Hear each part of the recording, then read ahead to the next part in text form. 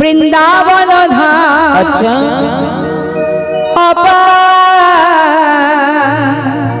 জপে যা রাধে রাধে। সবাই মিলে হাতে তালি দিয়ে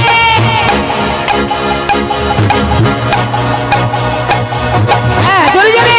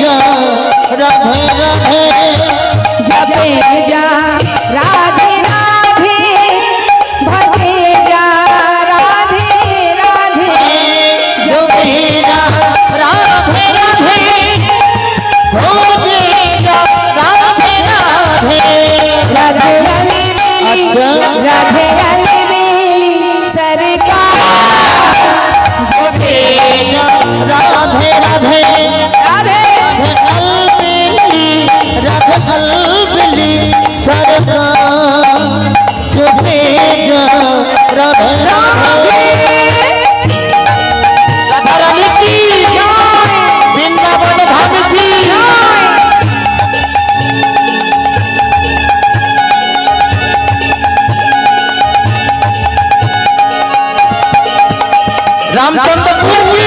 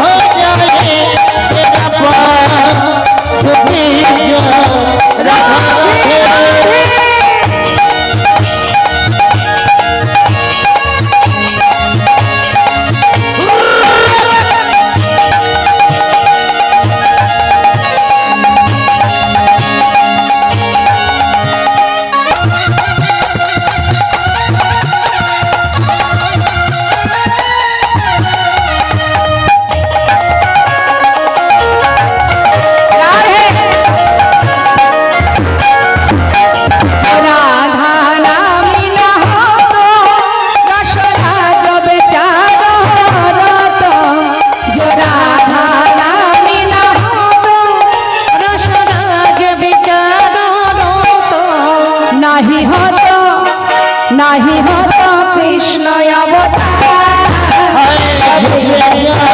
राधे राधे नहीं हो तो कृष्ण अवतार। राधे राधे वृंदावन धाम अपार जपे है जरा राधे राधे राधे राधे जपे जा राधे राधे राधा रानी की आरो जोरे 12 आना হয়েছে 4 आना बाकी। श्याम सुंदर की भाग्य बिहारी लाल की जमुना माँ की वृंदावन धाम की राधे राधे। सुधाम वृंदावने भगवान कृष्णचंद्र आस्ते भजन হলেই আমার মায়েদের মন চঞ্চল হয়ে যায়, স্থির সুকোমল চিত্তে শ্রবণ করতে হবে। এত সময় ভজনের মধ্যে আনন্দ হলো, এবার একটু কথাটা মন দিয়ে শুনতে হবে। ভগবান কৃষ্ণ সখাগণকে নিয়ে বনে গেছে, খেলা খেলবে। সখা, এই সখা শোন, প্রতিদিনই তো খেলা করি, কিন্তু ভাই আজ একটা অন্যরকম খেলা করব। হ্যাঁ হ্যাঁ, যে খেলা কখনো খেলিনি, আজ একটা নতুন খেলা খেলবো। আজকের খেলার নাম হলো পাতা পাতা খেলা। হ্যাঁ, নতুন খেলা। তবে খেলাটা কেমন জানিস? শোন, এখানে যতগুলি সখা আছি ততগুলো পাতা তুলবো, তার মধ্যে একটা পাতা ছিদ্র করব। ছিদ্রপত্রটা যার ভাগ্যে পড়বে সে হবে এই আমাদের সকলের মাঝে চোর।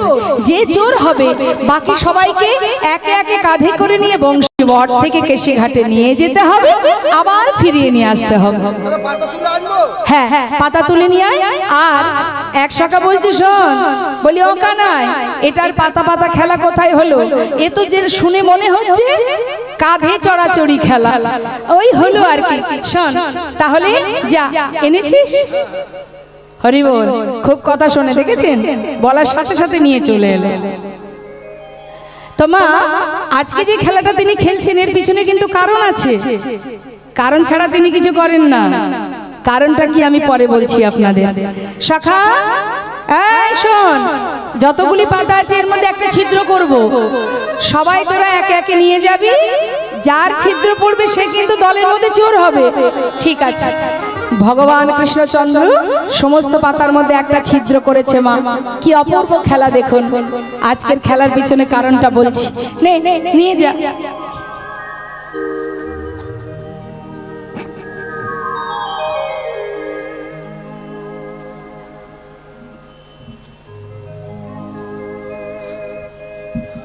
এবার দেখা দেখি, এই পাতা দেখা।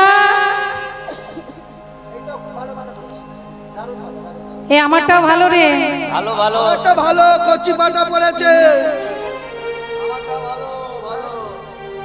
সবার ভালো পাতা পড়েছে। তাহলে ছিদ্র পাতা কার পড়লো? তুই দেখা কানাই, তুই দেখা।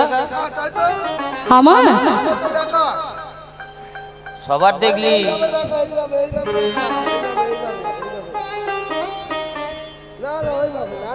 আরে ভালো, ওই তো কানাইয়ের ছিদ্র পাতা পড়েছে। আজকের খেলাতে কানাই চোর, কানাই চোর, কানাই চোর। সখাগণ বললেন, ও কানাই, তুই শুধু খেলাতে চোর নয়, সত্যি কথা বলতে কি জানিস তো, তুই তো শুধুমাত্র খেলাতে চোর নস, তুই বিনে চোর কে হবে ভাই? বিনে চোর কে হবে ভাই? তুই বিনে চোর কে হবে ভাই? তুই বিনে চোর কে হবে? এই বৃন্দাবনের ননি চোরা, তুই বিনে চোর কে হবে ভাই? বৃন্দাবনের ননি চোরা, তুই বিনে চোর কে হবে ভাই? কি বললি, ননি চোরা? হ্যাঁ, আমি ননি চোরা? আমি তো আমার জন্য চুরি করতে যাই না, আমি তো তোদের জন্য চুরি করতে যাই। কিন্তু শোন কানাই, হ্যাঁ, চুরি তুই করিস তাই আমরা খাই, কিন্তু চোর আমরা নয়, চোর তুই। আজকের খেলাতে তুই হেরে গেছিস, তুই চোর। দেখেছেন তো বাবা, যাদের জন্য করি চুরি তারাই বলে কিছু করতে আছে, এদের জন্য কিছু করা উচিত, এদের জন্য চুরি করি। আরে ব্রজ মাইরা আমার জন্য পথপানে চেয়ে বসে থাকে, আমি গেলে আমাকে কোলে বসিয়ে ননি খাওয়ায়, আর তোদের তো কেউ খেতে দেয় না, যার কারণে তোদের জন্য আমায় চুরি করতে হয়। আর আজকে তোরা আমাকে চোর বলছিস, ননি চোরা? কাঁদে উঠবি, কাঁদে উঠবি, তাতে আবার চোর বলার কি আছে? আরে চোরকে চোর বলবো না, দেখি সাধু বলবো, তুই চোর। ঠিক আছে, আজ আমি চোর না, হবে না, কাউকে নেব না। শোন, আজ আমি কাকে নেব জানিস? আজ অপূর্ব খেলার পিছনে কারণ কি জানেন মা? একদিন নিরজনে বসে ভগবান মনে মনে ভাবে, এই জগতের যারা আমার চরণে পাবার লাগি, যারা আমার চরণে পাবার লাগি, ফুল তুলসী দিয়ে হা কৃষ্ণ কৃপা করো বলে কাঁদে, যারা আমার চরণে পাবার লাগে, ওই বনে জঙ্গলে যুগ যুগ ধরে তপস্যা করে, হে গোবিন্দ কৃপা করো বলে একবার চরণ তলে ঠাই দাও, তোমার চরণে ছাড়া করো না। হরিবল হরিবল। আজ আমার গোবিন্দ মনে মনে চিন্তা করছে, বাবা জগতের জীব আমাকে এত ভালোবাসে, কেন ভালোবাসে এরা? এরা আমাকে ভালোবেসে কি সুখ পায়? কেন আমার জন্য এরা পাগল হয়ে যায়? আজ এই আপনারা যে ছুটে এসেছেন, আজ যে আপনারা এখানে বসে আছেন, যার কথা শোনার জন্য বসে আছেন, তাকে তো চোখে দেখেননি মা, কিন্তু না দেখেও তাকে কতটা ভালোবেসেছেন আপনারা, যার কারণে না দেখেও তাকে বিশ্বাস করা যায়, ভরসা করা যায়, তার কথা শোনার জন্য অধীর আগ্রহ নিয়ে বসে থাকা যায়। হে তো অল্প ভক্তির কথা নয়। তাই তো গোবিন্দের মনে বাসনা যে এরা যে আমায় এত ভালোবাসে কেন? আমার কথা শোনার জন্য, আমার চরণ পাওয়ার জন্য সবাই একই আসনে বসে ধুলায় গড়াগড়ি দিয়ে কাঁদে, একে অপরের গলা জড়িয়ে ধরে আলিঙ্গন করে হা কৃষ্ণ কৃপা করো বলে কাঁদে। এরা কি সুখ পায়? আমার চরণ সেবা করে এরা কি আনন্দ পায়? আমি তো বুঝতে পারলাম না। ভগবানের মনে মনে চিন্তা করছে, ভক্ত আমাকে ভালোবেসে কি সুখ পায়? আর মহাজন সেই কথা শুনে বলে উঠলেন, হে গোবিন্দ, ভক্ত তোমাকে ভালোবেসে কি সুখ পায় এটা যদি তুমি জানতে চাও, তাহলে তোমাকে ভগবান হয়ে থাকলে হবে না। তুমি যদি কখনো ভক্ত হতে পারো, আর ভক্ত হয়ে যদি ভক্ত চরণ সেবা করতে পারো, সেদিন বুঝবে চরণ সেবায় কত আনন্দ, কত সুখ। তাই আজ আমার গোবিন্দ মনে মনে বাসনা করছে, বাবা, যে আজ আমি ভক্ত চরণ সেবা করব, ভক্তের চরণ সেবা করে দেখব চরণ সেবায় কত আনন্দ। আমরা জানি কি যে আমরা ভগবানের চরণ পূজা করি, চরণের সেবা করি, কিন্তু আজ একটু অন্যরকম খেলা। আজ ভগবান নিজেই ভক্তের চরণ সেবা করছে। কিভাবে করছে দেখুন। সুদামা প্রিয় বন্ধু, প্রিয় সখা, এই সুদামা আয়, তুই এসে আমার কাঁধে ওঠ। সুদামা কাঁধে উঠেছে, সামনে একটা চরণ, পিছনে একটা চরণ, এক পাশে বসেছে মা, আবার চুলগুলো ভালো করে ধরে রেখেছে, কেননা কানাই যখন দৌড়াবে যদি পড়ে যায়, তাই চুলগুলো মুঠো করে ধরেছে। আর এদিকে গোবিন্দ মনে মনে ভাবছেন যে আমার তো একটা চরণ পিছনে পড়ে আছে, সেটা যত সময় সামনে না পাবো চরণ সেবা করব কি করে? আমাকে তো যুগল চরণ সেবা করতে হবে। তাই কানাই যখন সুদামাকে নিয়ে ছুটছে, তখন সুদামা বলছে, কানাই একটু ধীরে ধীরে চল না ভাই, না হলে আমি পড়ে যাব। গোবিন্দ সুযোগ পেয়ে সঙ্গে সঙ্গে বলে উঠলেন, শোন, ওই পিছনে চরণটা সামনে দে, দুটো চরণ আমি চেপে ধরবো, দু হাত দিয়ে চেপে ধরে যদি দৌড়াই আর তুই পড়বি না। সঙ্গে সঙ্গে সুদামা, সে তো আর অত জানে না মা, সে তো জানে না যে কানাই ভগবান, সে জানে কানাই আমাদেরই মতো একজন সাধারণ ব্যক্তি, কিন্তু কি না কানাই রাজার ছেলে, রাজপুত্র, আর আমরা সাধারণ ব্রাহ্মণের ছেলে, গোয়ালার ছেলে। যেই না বলেছে সখাসখ্য প্রেম, সামনে চরণ দিয়েছে, দুটো চরণ, ভগবানের যুগল চরণ ভক্তের হৃদয়ে দুলছে। আহা, ভক্ত ভক্তের হৃদয়ে দুলছে, ভক্তের চরণ দুলছে ভগবানের হৃদয়ে।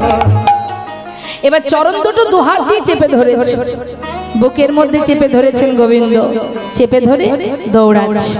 মহাজন পদাবলী লিখছেন, দেখো দেখো সুদামারে লইয়া কৃষ্ণ,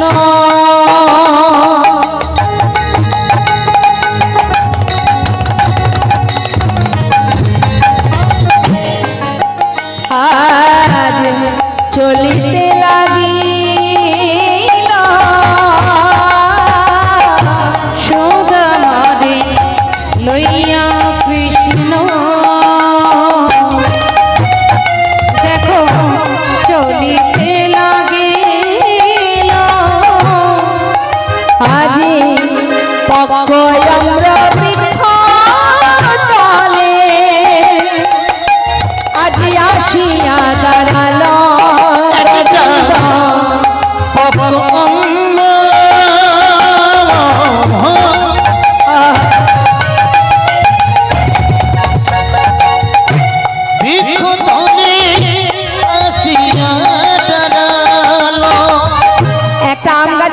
এসে দাঁড়িয়েছে গোবিন্দ।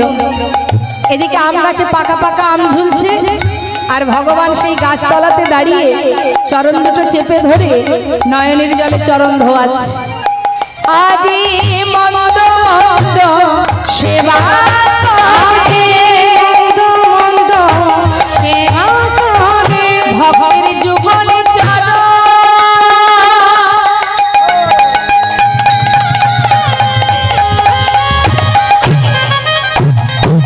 হৃদয়ে ধরে মন্দ মন্দ সেবা করে।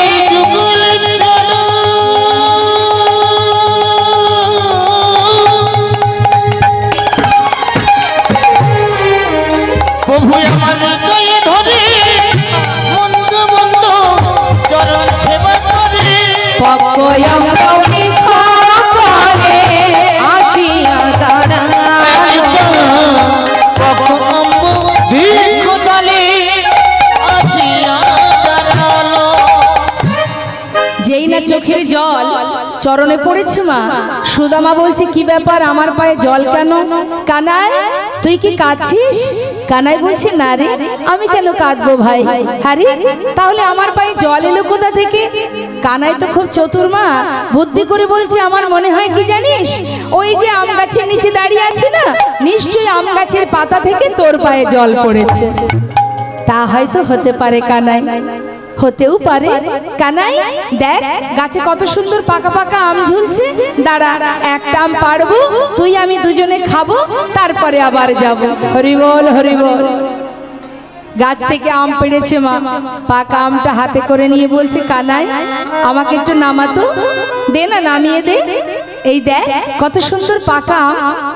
যেই না কাঁধ থেকে নামিয়ে দিয়েছে মা, পাকা আমটা দেখে বলছে কানাই বহুদিনের একটা বাসনা আছে আমার, আর সেই বাসনা আজ আমি তোর কাছ থেকে পূরণ করব। কি বাসনা জানিস কানাই? এই যে আমটা আগে আমি খাবো, আমি খেয়ে দেখব যে এই আমটা ভালো কি মন্দ। কেননা ওই যে কংস রাজা দুষ্ট রাজা না জানি কোন ফলে বিষ মিশিয়ে রেখেছে, হরিবল হরিবল। যদি আমি মারা যাই তুই আমায় বাঁচাতে পারবি, কিন্তু তোর কিছু হলে আমি বাঁচাতে পারবো না, তাই আগে আমি খাবো তারপর তোকে দেব। কিন্তু কানাই তোর কাছে আমার বাসনা, তোকে দেওয়ার পর তুই যেন পুরোটা খাস না, পুরো আমটাই খাবি না, আমার জন্যে অবশেষে একটুখানি রেখে দিবি। কেন জানিস? তোর মুখে রেঠো আমার যে বহুদিনের স্বাদ, বহুদিনের বাসনা, আমি তোর মুখে রেঠো খাবো ভাই। তোর রেঠো বড় মিঠো লাগে ভাই রে কানা, তোর রেঠো বড় মিঠু লাগে ভাই রে কানাই, তোর রেঠো বড় মিঠো লাগে ভাই রে কানাই। কানাই বলছে হ্যাঁ রে সুদামা, গাছের আম মিঠো নয় মানে মিষ্টি নয়, আমার মুখটা এই এঁঠোটা মিষ্টি। সুদামা বলছে কানাই রে গাছের আম তো মিষ্টি, কিন্তু জানি না তোর মুখের মধ্যে কি জাদু আছে, তুই যখনই যেটা সেবা করিস সে যে কত সুস্বাদু হয়ে যায়। সত্য কথা মা, ভগবান যখন কোনো কিছু সেবা করে সেই প্রসাদ খেতে কেমন লাগে? বাড়িতে যতই পরিপাক করে রান্না হোক না কেন, যত সুন্দর করেই আপনি রান্না করেন না কেন, তার যে স্বাদ আর ভগবানের প্রসাদের স্বাদ কেমন হয়। সুদামা বড় চতুর, আজ পরম ভক্ত সে বলে উঠছে কানাই রে গাছের আম মিষ্টি, কিন্তু জানি না ও রাঙা অধর মাঝে কানাই রে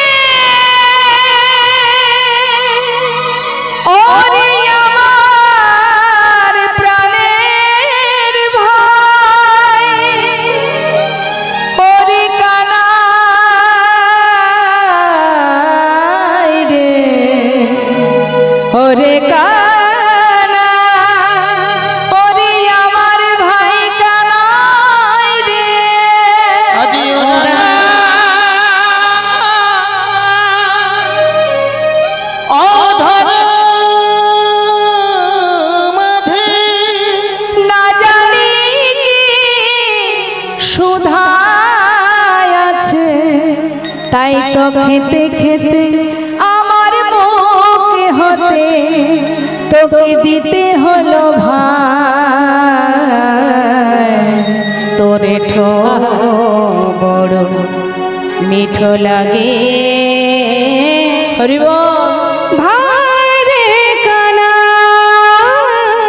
তোরে তো বড় মিঠো লাগে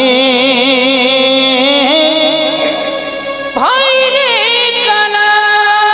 ওমা সঙ্গে সঙ্গে গোবিন্দ তো খুব চতুর, সে চতুরতা করে বলছে, শোন সুদামা, তুই যদি দ্বিতীয়বার খেতে চাস তার বিনিময়ে আমায় কিছু দিতে হবে। দেখুন মা, কতটা ভক্তকে পরীক্ষা করছেন ভগবান, কেমন ভাবে পরীক্ষা করছে যে তোকে আমি দ্বিতীয়বার দিতে পারি, তাহলে তার বিনিময়ে আমায় কিছু দিতে হবে, না হলে আমি তোমায় শুধু শুধু দেব না। যেই না বলেছে, সুদামা বলছে, কানাই, এই মাঠে এই বনের ভিতরে আমার তো কিছু নেই, তবে যদি তুই নিতে চাস, দেখ আমার মা কত গহনা পরিয়ে দিয়েছে। শোন, তুই এক কাজ কর, আমার অঙ্গে যত গহনা আছে, কি হবে এসব বল, দেওয়ার মতো কিছু নেই, এগুলো তুই নিয়ে নে। এই উপহারি না আমি খাইয়া আমাকে দা, এই উপহারি না আমি খাইয়া আমাকে দা। ও গয়েদা সয়ুত হবে রে মনে, ও গয়েদা সয়ুত হবে রে মনে, সে কিছু পেতে চায়। তোরে তো বড় মিঠো লাগে ভাই রে কানাই। হরিব বড় মিঠো লাগে ভাই রে কানাই। প্রতিদিন সখাগণকে সাথে করে নিয়ে ভগবান খেলা করে বৃন্দাবনে, আনন্দ আনন্দ মহা আনন্দ। একদিন হঠাৎ কংস মহারাজ অক্রুরকে দিয়ে রথ পাঠিয়ে দিল কানাই বলায় দুই ভাইকে ধরে নিয়ে আসার জন্য। আপনারা সবাই জানেন মা, মথুরাতে কংস মহারাজ কেন কৃষ্ণকে নিয়ে এসেছিলেন অক্রুরের রথে করে। শিশুকাল থেকে অগাসুর বকাসুর পাঠিয়ে দিয়েছিলেন কানাইকে প্রাণে মারার জন্য, কিন্তু অবশেষে মারতে পারলেন না বলে অক্রুরকে দিয়ে রথ পাঠিয়ে দিলেন, যা কানাই বলায় দুজনকে আমার এই মথুরায় নিয়ে এসো, তাকে প্রাণে মারবে। একবার ভেবেছেন মা, মা জানছেন সন্তানকে নিয়ে যাচ্ছে কে মথুরায়, কেন নিয়ে যাচ্ছেন, মামার বাড়িতে যাচ্ছেন। মা যশোমতী জানেন যে কংস কখনো কোনো সময়ের জন্য আমার সন্তানের ভালো চায় না, তথাপিও মাকে পাঠাতে হচ্ছে, যেহেতু রাজা কংস মহারাজ, সে ডেকেছে যেতে হবে। কৃষ্ণচন্দ্র সবাইকে ছেড়ে দাদাকে সাথে করে নিয়ে চিরতরে বৃন্দাবন ছেড়ে চলে গেল মথুরায়। কিন্তু মাগো, মথুরায় যাবার পর বৃন্দাবনের এমনই অবস্থা, কৃষ্ণ হারা হয়ে সবাই কাঁদছে। সখাগণ বনে যায় না, গাভীগণ তৃণ সেবা করে না। মা যশোমতী সন্তান হারা হয়ে ক্ষণে চৈতন্য ক্ষণে অচৈতন্য। শুধুমাত্র আমরা আমাদের কষ্টটা ভাবি, একবার ভেবে দেখুন তো মা যশোমতীর কষ্টটা। সন্তান রূপে পেয়েছে কাকে? ভগবানকে। ভগবানকে পুত্র রূপে কাছে পাওয়ার পর থেকে সেই মা যশোমতী কোনোদিন সুখে ছিল? শিশুকাল থেকে গোবিন্দ যখনই গোঠে যেতেন, মা পথপানে চেয়ে বসে থাকতেন, না জানি কংস আমার গোপালকে প্রাণে মারে। আশাপথে নয়ন দিয়ে সেই সন্ধ্যাবেলা অপেক্ষা করে থাকতেন, কখন গোপাল কখন কানাই ঘরে ফিরবে। সেই অপেক্ষায় মা পথ চেয়ে বসে থাকতেন আর বসে বসে কাঁদতেন। এত কষ্ট পেয়েছে, তথাপিও আবার মাকে ছেড়ে চিরতরে চলে গেলেন গোবিন্দ মথুরায়। ওই মথুরায় গিয়ে তিনি কিন্তু মা মাতাকে উদ্ধার করেছিলেন, পিতাকে উদ্ধার করেছিলেন। কোন মাতা পিতা? যে কারাগারে আছে সেই মাতা দেবকী আর বসুদেব, তাদেরকে উদ্ধার করে তিনি কিন্তু আর বৃন্দাবনে মা যশোমতীর কাছে ফিরে আসেনি। সেখান থেকে তিনি চলে যান গুরুকুলে। গুরুকুলে গিয়ে শিক্ষা অর্জন করে তারপরে চলে যান দ্বারকায়। কোনদিন আর ফেরেনি বৃন্দাবনে। মা যশোমতী শুধু কেঁদেছেন। ভগবানকে সন্তান রূপে কাছে পেয়ে সে কোনোদিন সুখ পায়নি। শুধুমাত্র মা যশোমতীর কথা কেন বলবো, মাতা দেবকীর কথা ভাবুন। মাতা দেবকী সন্তানকে পেয়েছিল, গোবিন্দকে পুত্র রূপে পেয়েছিল।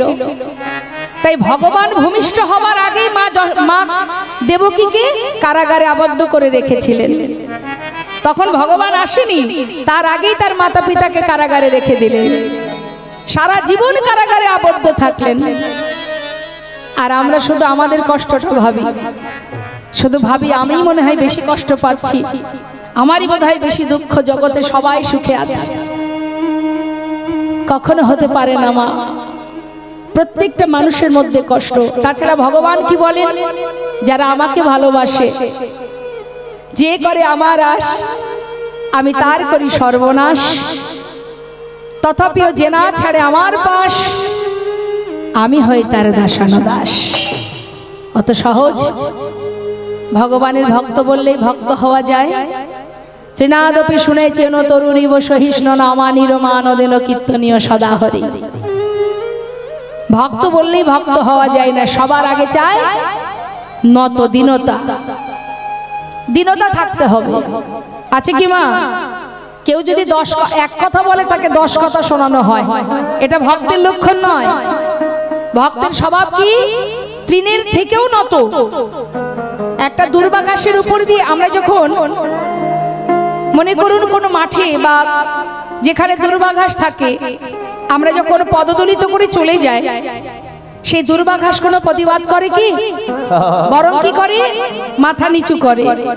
আপনি চলে যাবার পর মাথা তোলে, কিন্তু সে কিন্তু কোনো প্রতিবাদ করে না যে কেন আমাকে মারিয়ে গেলে, তাই তো? কিন্তু কিছুক্ষণ পর সে মাথা তোলে। মহাজন বললেন তুমি তুলতেও পারবে না। দুর্বাঘাসে যদিও বা মাথা তোলে, কিন্তু তুমি তাও তুলতে পারবে না। দুর্বাঘাসের থেকেও তোমায় নত হতে হবে, তার থেকে নত। আর কি? তরুরিব সহিষ্ণু না। তরু মানে বৃক্ষ। একটা বৃক্ষ থেকে আমরা ফল ছিঁড়ে নিচ্ছি, ডাল কেটে নিচ্ছি। যেমন মনে করুন একটা লাউ গাছ, গাছ থেকে ডগাও কেটে নিচ্ছি, ফলও ছিঁড়ে নিচ্ছি। সে কি কোনো প্রতিবাদ করছে? বরং সেখান থেকে নতুন ডগা বাহির হচ্ছে, আবার আপনাদের মতো ভক্ত সেবায় লাগছে। তাহলে শাস্ত্রে বললেন বৈষ্ণবের স্বভাব হবে তৃণের ন্যায়, ওই বৃক্ষের ন্যায় সহিষ্ণুতা রাখতে হবে। অমানির মানদেন, যাকে সবাই মান দেবে না, যাকে সবাই ঘৃণা করবে, তুমি তাকে মান দেবে, তুমি তাকে মান দেবে। এটা প্রমাণ করে গেছেন আমার মহাপ্রভু। সবাই যাকে অবহেলা করত, মহাপ্রভু তাকে বুকে তুলে নিয়েছিলেন। সে কে? নামাচার্য ছিল ঠাকুর হরিদাস। যাকে বৈষ্ণব সমাজ নিন্দা করত, এক আসনে বসে কখনো সেবা করত না, হরিদাস ঠাকুর, কারণ সে মুসলমান কুলে জন্ম নিয়েছিলেন। তাই ওই পুরীধামী জগন্নাথ মন্দিরে হরিদাস ঠাকুরকে যেতে দিত না। মহাপ্রভু নিজে হরিদাসকে কোলের মধ্যে করে নিয়ে ওই পুরীধামে জগন্নাথ মন্দিরে প্রবেশ করেছিলেন। তাই শাস্ত্রে বললেন বৈষ্ণবের স্বভাব হবে যাকে কেউ মান দেবে না, তুমি তাকে মান দেবে। কীর্তনীয় সদা হরি, সর্বদাই ভগবত চিন্তা করো। আন কথা, পরনিন্দা, পরচর্চা, পর সমালোচনা এগুলো চলবে না, এগুলো বৈষ্ণবের লক্ষণ নয়। তাই ভক্ত বললেই ভক্ত হওয়া যায় না মা।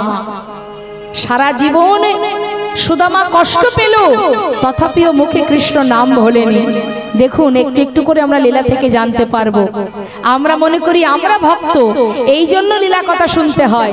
তাহলে বোঝা যায় যে সত্যিই কি আমরা ভক্ত হতে পেরেছি। শুনুন, এখন গোবিন্দ কি করেছে? মথুরায় গিয়ে কংসকে বধ করে সবাইকে উদ্ধার করে সেখান থেকে বলাই দাদাকে নিয়ে এসেছে গুরুগৃহে, শান্তিপুনি মুনির আশ্রমে।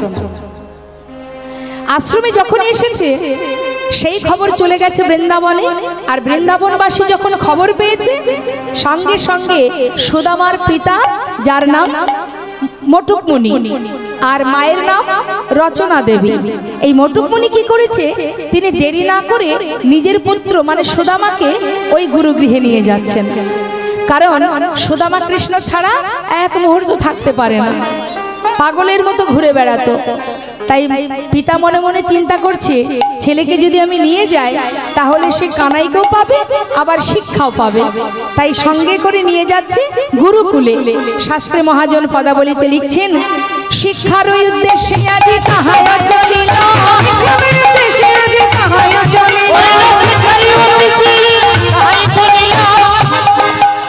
বহুদিন পরে ভাই কানাইকে পাইল, বহুদিন পরে ভাই কানাইকে পাইল, বহুদিন পরে ভাই কানাইকে পাইল। আনন্দ ধরে না, আনন্দ ধরে না, কৃষ্ণ আর ধরে না, আনন্দ ধরে না, কৃষ্ণ আর সুদামার আনন্দ ধরে না, কৃষ্ণ আর সুদামায়ের আনন্দ ধরে না। ভাই কানাইকে কাছে পেয়ে আনন্দ ধরে না, ভাই কানাইকে কাছে পেয়ে আনন্দ ধরে না, বহুদিন পরে ভাই কানাইকে পাইল। বহুদিন পরে ভাই কানাইকে পাইল। যেই না কানাইকে পেয়েছে ছুটি গিয়ে জড়িয়ে ধরেছে কানাইকে, কানাইকে জড়িয়ে ধরেছে, সুদামা কাঁদছে কানাইকে জড়িয়ে ধরে, আর অন্যান্য শিষ্য যারা তারা বলছে এই বস বস বস, এই বস বস, এই সবাই বস। ওই দেখ গুরুদেব আসছে। ওমা, ভগবান কৃষ্ণ যিনি বিশ্ব ব্রহ্মাণ্ডের মালিক তিনি গেছেন গুরুকুলে শিক্ষা নিতে। কেন? আপনি আচরণ ধর্ম জীবকে শেখায়। তোমরা যদি আচরণ করতে পারো, যদি গুরু আশ্রয় করতে পারো, তবেই তোমরা গোবিন্দ চরণ পাবে। তাই নিজে আচরণ করে শিক্ষা দিচ্ছে। নিজে গেছেন গুরুকুলে, এখন গুরুগৃহে যেই না গেছে গুরুদেব জিজ্ঞাসা করছে তোমরা সবাই ভালো আছো? ভালো আছি গুরুদেব, ভালো আছি, কুশলে আছি। আচ্ছা আস্তে, তোমরা আমার পাঠশালায় 3 জন নতুন ছাত্র এসেছো, কে দেখি হাত তোলো তো। এই তো আমি গুরুদেব। তোমরা 3 জন? হ্যাঁ হ্যাঁ আমরা। আচ্ছা আচ্ছা, এই তোমার নাম কি? আমার নাম গুরুদেব ওই বলরাম। এই খুবই দুষ্টু দেখে মনে হচ্ছে। এই ছেলে তোমার নাম কি? আমার নাম কৃষ্ণ গুরুদেব। আর তোমার নাম কি? সুদামা। তোমরা 3 জন আমার পাঠশালায় নতুন এসেছো। আচ্ছা তোমরা কে কি শিক্ষা নেবে? এই তুমি কি শিক্ষা নেবে? আমি শিক্ষা নেবো গুরুদেব ওই ধনুর্বিদ্যা, মানে হাতে চালাবো। এদিকে এসো, তুমি কি শিক্ষা নেবে? আমি হাতে চালাতে চাই না গুরুদেব, আমি রাজনীতি শিখবো গুরুদেব, রাজনীতি। বাবার আপনারা বলুন, কৃষ্ণ মনে হচ্ছে, মনে হচ্ছে গণেশ ঠাকুর। আপনার কথা বিদ্যা শিখবো না, আমি রাজনীতি শিখবো। বাহ, ভালো চলছে। তুমি রাজনীতি শিখবে? আচ্ছা বেশ। আর তোমার নাম কি? আমার নাম সুদামা, তুমি কি শিক্ষা নেবে? বেদ পাঠ করবো। বেদ পাঠ। কি বললেন মা? গুরুদেব আমি বেদ অধ্যয়ন করব। কে বলছে কথাটা? সুদামা। তুমি বেদ অধ্যয়ন করবে? যারা বেদ পাঠ করে, যারা বেদ অধ্যয়ন করে তাদের বলা হয় বিপ্র। শাস্ত্রে বললেন জন্ম জায়তে শূদ্র, জন্ম হবার পর তার প্রথম পরিচয় সে শূদ্র। সংস্কারে না দ্বিজ, যখন উপনয়ন হয় তখন পরিচয় হয় দ্বিজ। বেদ পাঠের ভাবে বিপ্র, যখন বেদ অধ্যয়ন করে তখন সে হয় বিপ্র, সে ব্রাহ্মণ নয়। আর ব্রাহ্মণ কখন হয়? ব্রহ্ম জানন্তি ব্রাহ্মণ। ব্রহ্মত্ব জ্ঞান যদি কারোর অর্জন থাকে, সে যে কুলেই জন্ম নিক না কেন, যদি কারোর ব্রহ্মত্ব জ্ঞান থাকে সে যে কুলেই হোক না কেন, সে কিন্তু ব্রাহ্মণ হতে পারে। তাই বলছে শোনো, তুমি বেদ অধ্যয়ন করবে, তুমি হবে বিপ্র। বেশ, তবে যে বেদ পাঠ করে, যে বেদ অধ্যয়ন করে, বেদ শিক্ষা নেয়, সে কিন্তু কখনো মুখে মিথ্যা কথা বলে না, কারণ তার বাক্য ব্রহ্ম। কখনো মিথ্যা কথা বলবে না, কাউকে অভিশাপ করবে না, সব কিছু শিখিয়ে দিলেন গুরুদেব। এবার বেদ শিক্ষা দিচ্ছে। বেদ কয় প্রকার মা? 4 প্রকার, ঋক, সাম, যজু, অথর্ব। এর আবার 2টি খণ্ড আছে, কর্মকাণ্ড, জ্ঞান কাণ্ড। কর্মকাণ্ড অর্থাৎ যজ্ঞ করতে গেলে যে শ্লোক যে অধ্যয়ন করতে হয় সেটাকে বলে কর্মকাণ্ড, আর পরমেশ্বর ভগবানকে পাওয়ার জন্য যে অধ্যয়ন করতে হয় সেটাকে বলা হয় জ্ঞান কাণ্ড। এবার শিক্ষা দিচ্ছেন গুরুদেব কিন্তু শিক্ষা দিলে তো শুধু হবে না, সেই সাথে আগেকার সময়ে যখন বাচ্চাদেরকে শিক্ষা দিতে হতো যে কোনো ওই গুরুগৃহে পাঠাতে হতো। এখন না হয় স্কুল কলেজ হয়েছে, আগে তো সব ছিল না, গুরুকুলে পাঠাতো। তা গুরুকুলে পাঠানোর পর শিক্ষার সাথে সাথে তাদেরকে কর্ম শেখাতো, বিভিন্ন রকমের কর্ম। যেমন আমাদের স্কুল জগতে কি হয়, স্কুলে গেলে কি করে, সরস্বতী পূজা আসলে যত ছাত্রছাত্রী আছে তাদের বলে না, এই তুমি এটা করবে, তুমি ঝাড় দেবে, তুমি বাসন মাজবে, তুমি ফল বানাবে, এরকম বিভিন্ন শিক্ষা, এগুলো শিক্ষা কিন্তু। হ্যাঁ, তো আগেকার সময় গুরুকুলে শুধু শিক্ষা দিত না, সেই সাথে সাথে সমস্ত রকমের কাজও শেখাতো। তা বলছে গুরুমা ডাকছে সুদামাকে, সুদামা শুধু শিক্ষা নিলে হবে বাবা, যাও জঙ্গল থেকে কিছু কাঠ কুড়িয়ে নিয়ে এসো। রন্ধনশালায় কাঠ ফুরিয়ে গেছে, তা তুমি একা কেন যাবে, সঙ্গে করে কানাইকে নিয়ে যাও। তা কিছু ভিজে ছোলা তোমার আঁচলে বেঁধে দিলাম, যদি খিদে পায় দুজনে ভাগ করে খাবে, কেমন? যেই না দিয়েছে আঁচলে ছোলা বেঁধে দিয়েছে, এবার মনের আনন্দে কৃষ্ণকে সাথে করে নিয়ে সুদামা যাচ্ছে। কৃষ্ণ আর সুদামারে পাঠাইল বনে, কৃষ্ণ আর সুদামারে পাঠাইল বনে, কৃষ্ণ আর সুদামারে পাঠাইল বনে, কৃষ্ণ আর সুদামারে পাঠাইল বনে। আটালিতে চলে তারা আনন্দিত মনে, আটালিতে চলে তারা আনন্দিত মনে। আনন্দ ধরে না, আনন্দ ধরে না, আনন্দ ধরে না, আনন্দ ধরে ওই না, না কৃষ্ণ আর সুদামার আনন্দ ধরে না, কৃষ্ণ আর সুদামারে আনন্দ ধরে ওই না আটালিতে চলে তারা আনন্দিত মনে। আটালিতে চলে তারা আনন্দিত মনে। যেই না জঙ্গলে গিয়ে কাঠ কোড়াচ্ছে মা, হঠাৎ শুরু হলো ঝড় বৃষ্টি।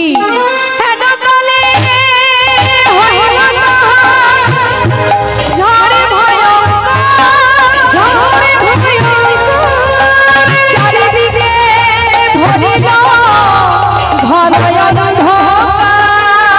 চারিদিকে ভরিল ঘন অন্ধকার। যেই না অন্ধকার হয়ে গেছে, সুদামা কানাইকে খুঁজে পাচ্ছে না, পাগলের মতো ডাকছে, কানা সুদামা, কানা,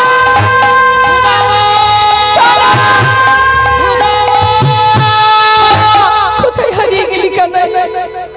অন্ধকার রাত, আমি তো তোকে দেখতে পাচ্ছি না, এতটাই অন্ধকার হয়ে গেছে যেন মনে হচ্ছে রাত হয়ে গেছে। ও কানাই, তোর যদি কিছু হয় আমি যে সহ্য করতে পারবো না। কোথায় তুই?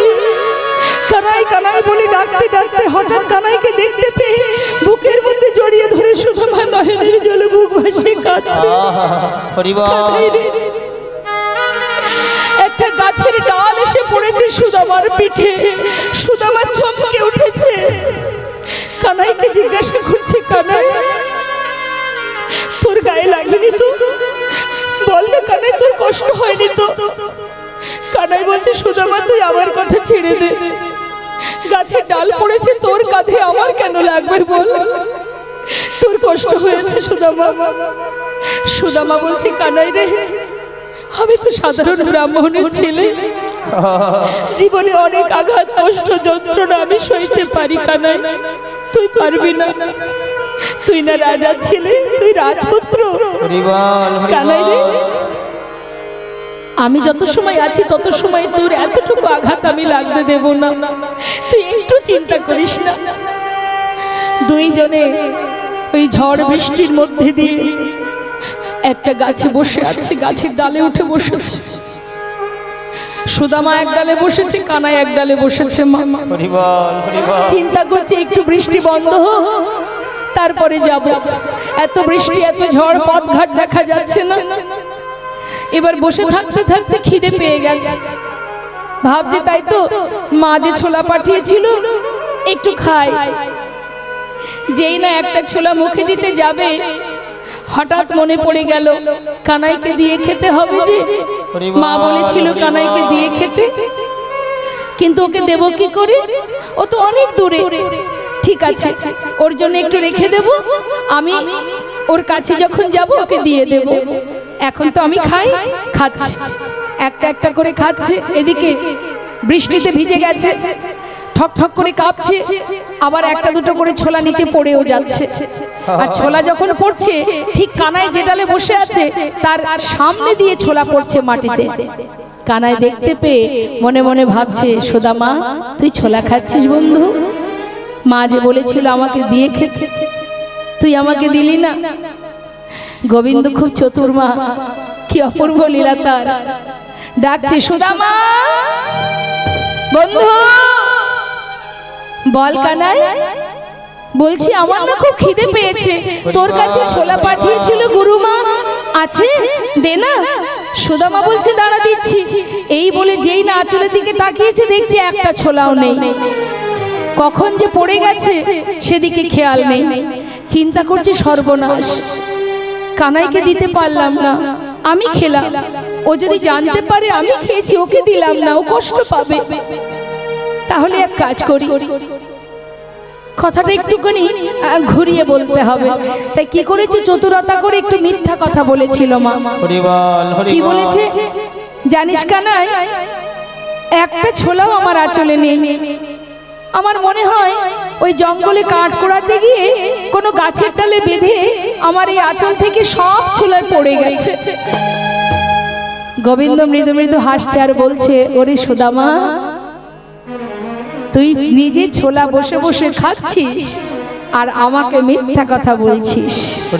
তুই কি জানিস না এই যে তুই মিথ্যা কথা বললি এর ফল কি হতে পারে?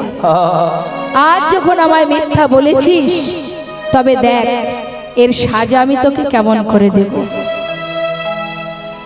আমরা প্রত্যেকেই দেখবেন মানুষের চোখের ফাঁকি দিই না মা।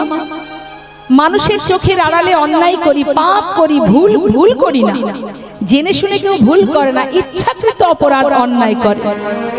না দেখে ভাবে ও তো দেখতে পাচ্ছে না, চুরি করে করছি। ও যদি দেখতে না পায় তাহলে আর সমস্যা কোথায়? কিন্তু মাথায় রাখবেন, মানুষের চোখের ফাঁকি দিয়ে অনেক কিছু খাটে, অনেক কিছু করা যায়, কিন্তু প্রত্যেকটা কর্মের যে ফল সেটা কিন্তু তোমার জন্য গোছানো থাকবে।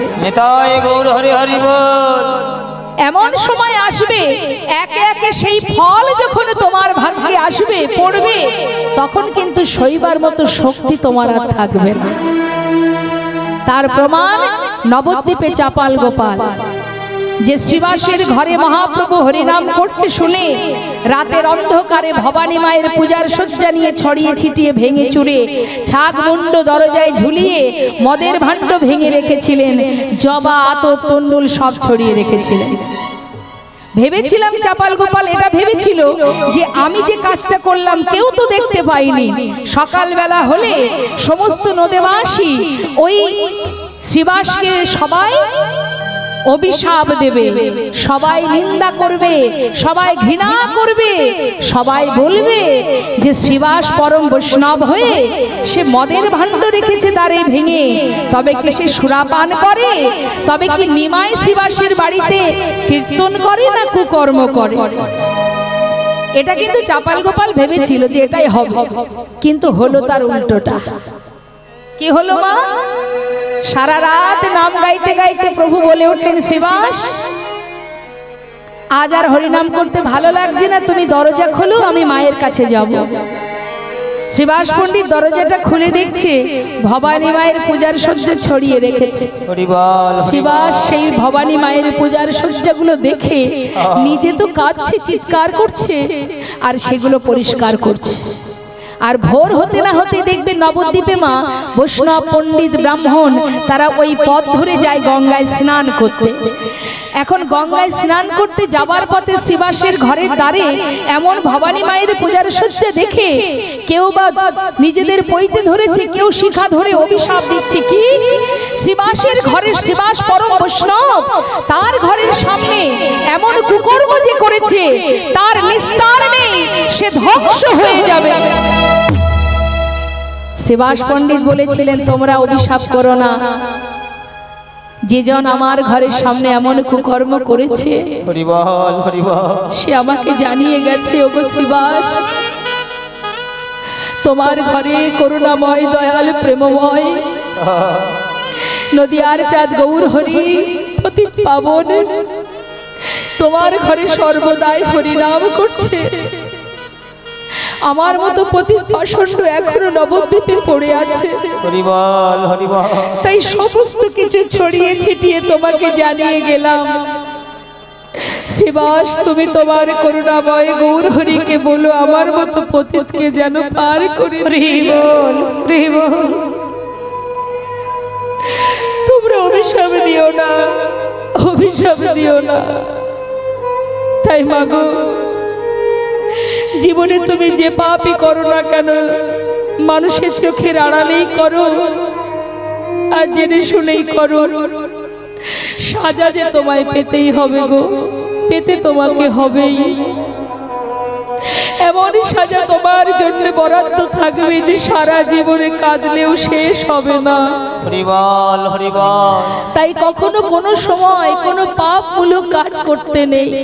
দেখুন, শুধু যে ভগবানের সেবা দিলেই ধর্মের কাজ হয় তা নয়। ধর্ম মানেই যে শুধু ভগবানের সেবা তা কিন্তু নয়।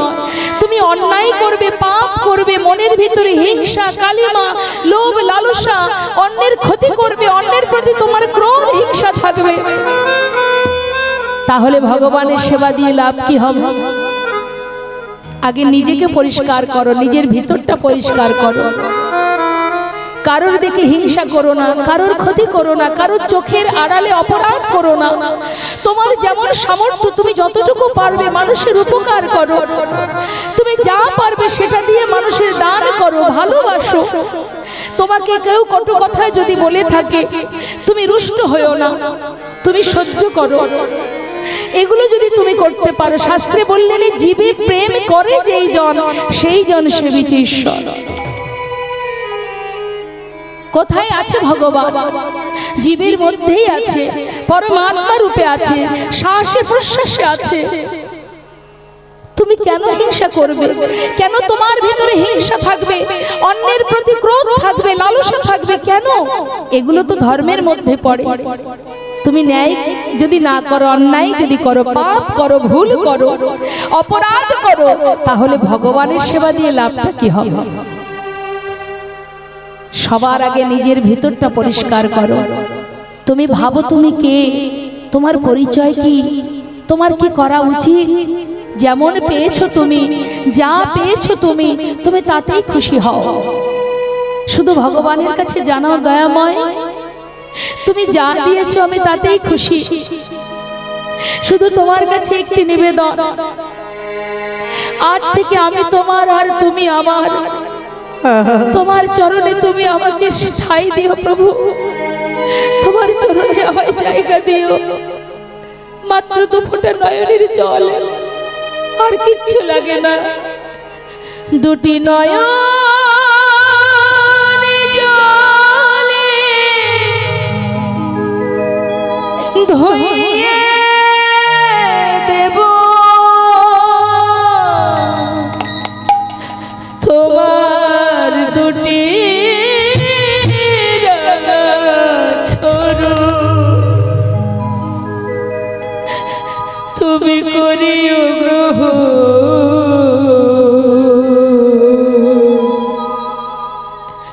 শেষ জীবন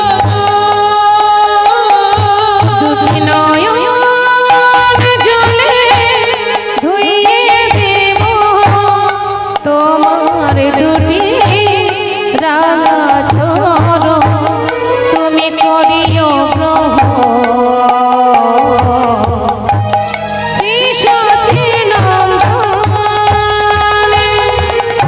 না জানি ভজ, না জানি বুঝো, আমি না জানি ভজ, আর না জানি পুজো। কোন গুণে পাবো তোমার রাঙা চরণ। না জানি ভজ, আর না জানি পূজন। কোন গুণে পাবো তোমার দুটি চরণ দুটি নয়নে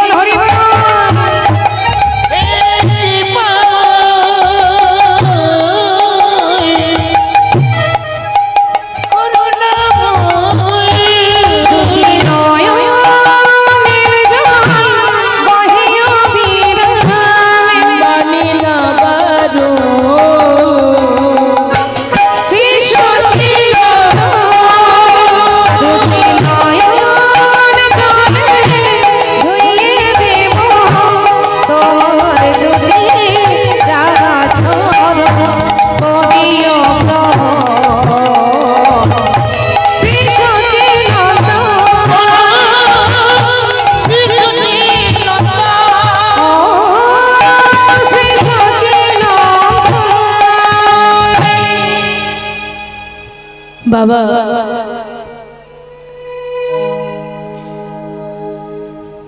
যদি ডাকার মতো ডাকা যায় দু ফোঁটা নয়ন বাড়ি বরিশন করা যায় মা ধন ঐশ্বর্য টাকা পয়সা বিষয় সম্পদ ভগবানের কিচ্ছু প্রয়োজন নেই ভক্ত যদি হৃদয় দিয়ে ভালোবাসতে পারে অন্তর দিয়ে যদি ভালোবাসতে পারে তুমি যা সেবা দেবে তিনি তাতেই খুশি যদি থাকে তাতে ভালোবাসা হরিবল হরিবল একটা প্রমাণ আপনাদের দিয়ে দেখুন ডাকার মতো ডাকলে তার যে সাড়া পাওয়া যায় আমরা মনে করি ভগবানকে ডাকতে গেলে বোধহয় অনেক কষ্ট করে করতে হয় কিচ্ছু করতে হয় না শুধু নিজেকে সঁপে দাও ভগবানের চরণে শুধু একবার তাকে জানাও প্রভু আমি তোমার আর তুমি আমার আমি আর কিচ্ছু জানি না হরিদাস ঠাকুর বলেছিলেন যখন চাবুক দিয়ে আঘাত করছে তার অঙ্গে ঠাকুর হরিদাস বলেছিলেন দয়াময় আমার অঙ্গে যে আঘাত এ তো তোমার দেওয়া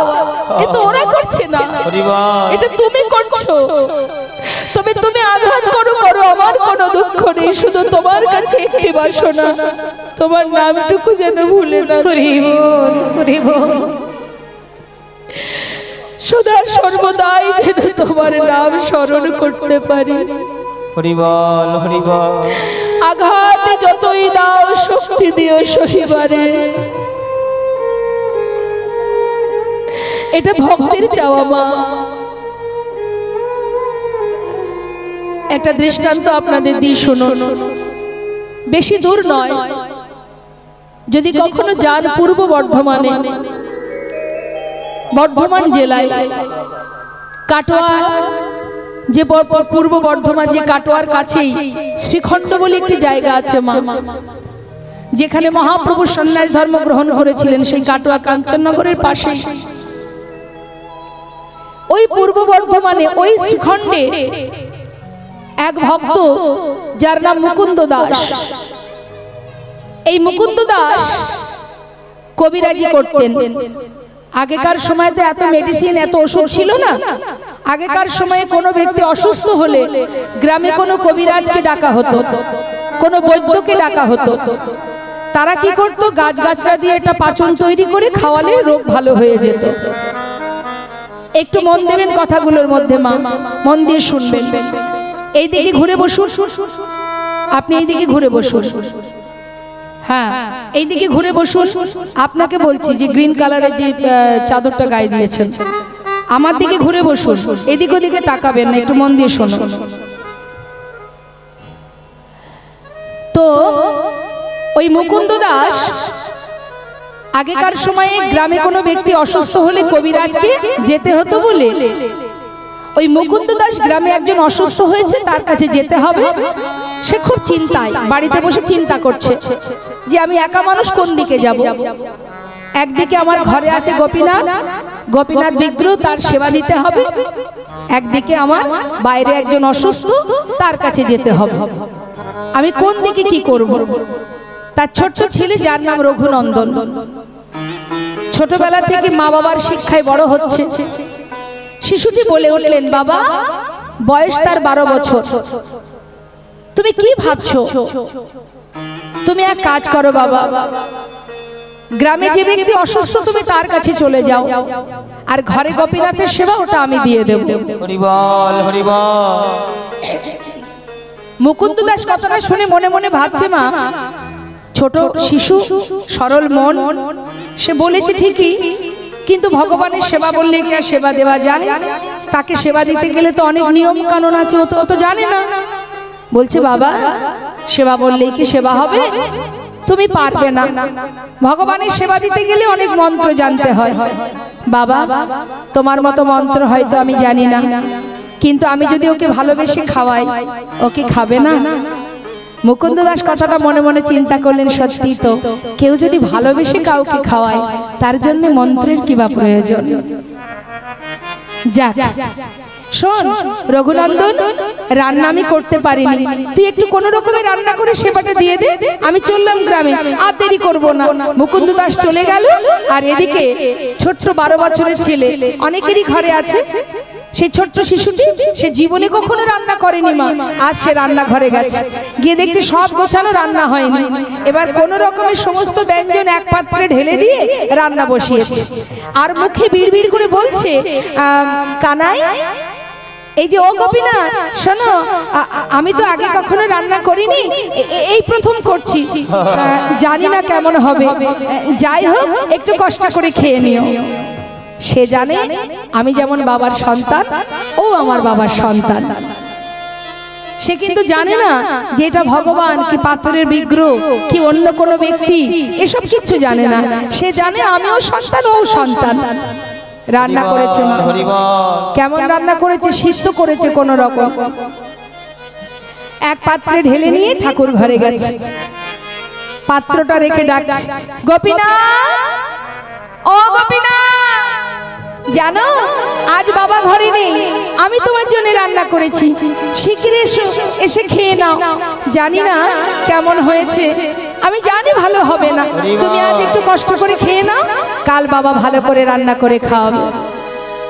সে তো আসছে না, বারবার ডাকছে, আসছে না কেন? চারিদিকে তাকিয়ে দেখছে কি ব্যাপার, আসছে না কেন? দেখছে দরজাটা খোলা। ও বাবা, দেখেছি তোমাকে খাওয়াবার সময় দরজা বন্ধ করে দেয়, দাঁড়াও দাঁড়াও, আমি দরজাটা বন্ধ করে আসি।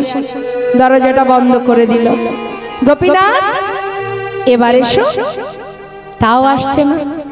গোপীনাথ, আজ বাবা ঘরে নেই, তাই তুমি মান করে আসবে না? জানো গ্রামে একজন অসুস্থ, বাবাকে যেতেই হবে, সেই জন্য তো আমি এসেছি। আমি কোনোদিন রান্না করিনি গোপীনাথ, আজই করেছি তোমার জন্য। এসো না গোপীনাথ, খেয়ে নাও। আসছে না মা। আপনারাও তো ভগবানের সেবা দেন, আসে ভগবান? আসে না। সেও দেখছে আসছে না, কিন্তু আমাদের সেবা তার সেবা আলাদা। সে জানছে যে আসবে না, কেন আসবে না, তার আবার রাগ হয়ে যাচ্ছে। শোনো গোপীনাথ, ভালো চাও চলে এসো, না হলে না দাঁড়াও। ছুটতে ছুটতে ঘর থেকে বাইরে বেরিয়ে একটা লাঠি জোগাড় করেছে মা। লাঠিটা নিয়ে এসে বলছে, দেখো গোপীনাথ, কি আছে আমার হাতে। আমি যখন না খাই, আমার বাবা আমাকে লাঠি হাতে রেখে আমাকে মেরে মেরে খাওয়ায়। তুমি যদি না চাও, মার যদি খেতে না চাও, চলে এসো, না হলে এই লাঠি দিয়ে না আমি তোমাকে মেরে মেরে নিয়ে আসবো। এমন ভক্তি যদি কেউ করে, এমন ভাবে যদি কেউ ভালোবাসে, ভগবানের সাধ্য আছে পাথরে থাকা। সে পাথরের মধ্যে চঞ্চল হয়ে গেছে, অস্থির হয়ে গেছে, ছটফট করছে, কখন আমি বাইরে যাব। আমার ভক্ত আমাকে শাসন করার জন্য, আমাকে বকার জন্য লাঠি জোগাড় করে এনেছে। কতটা ভালোবাসলে যে ভক্ত আমাকে শাসন করবে, ভয় দেখাবার জন্য লাঠি আনতে পারে। আমি যে আর পারছি না। তিনি বিগ্রহ থেকে সচল মূর্তি ধারণ করেছে মা, ধারণ করে ওই পাতা আসনে এসে বসেছে। যেই না বসেছে রঘুনন্দন ভাবছে, দেখেছো দিব্যি চলে এলো, আগে তো আসছিল না। আমি যে লাঠির ভয় দেখিয়েছি, ভয়ে চলে এসেছে। শিগগির খেয়ে নাও, বাবা জানো আজ ঘরে নেই, আমি তোমার জন্য রান্না করেছি। যেই না একটুখানি মুখে দিয়েছে, বাবা পাশে দাঁড়িয়ে জিজ্ঞাসা করছে, কেমন হয়েছে গোপীনাথ? ভালো হয়নি তাই না? কি করে ভালো হবে? আমি তো রান্না করতে জানি না, একটু কষ্ট করে খেয়ে নাও। ভগবান চোখের জলে বুক ভাসিয়ে কাঁদছে ভক্ত। কি করে বোঝাই তোমার, তোমার হাতে রান্না, তুমি যে আমার জন্য রান্না করেছো। যে ভক্ত ভগবানের জন্য রান্না করে সে খারাপ হবে কেমন করে? হরি হরি বল, হরি বল। এতে যে অনেক ভক্তি, অনেক প্রেম, অনেক ভালোবাসা মেশানো আছে, যে আমার কাছে অমৃত সুধা, আমি তোমায় বোঝাতে পারবো না।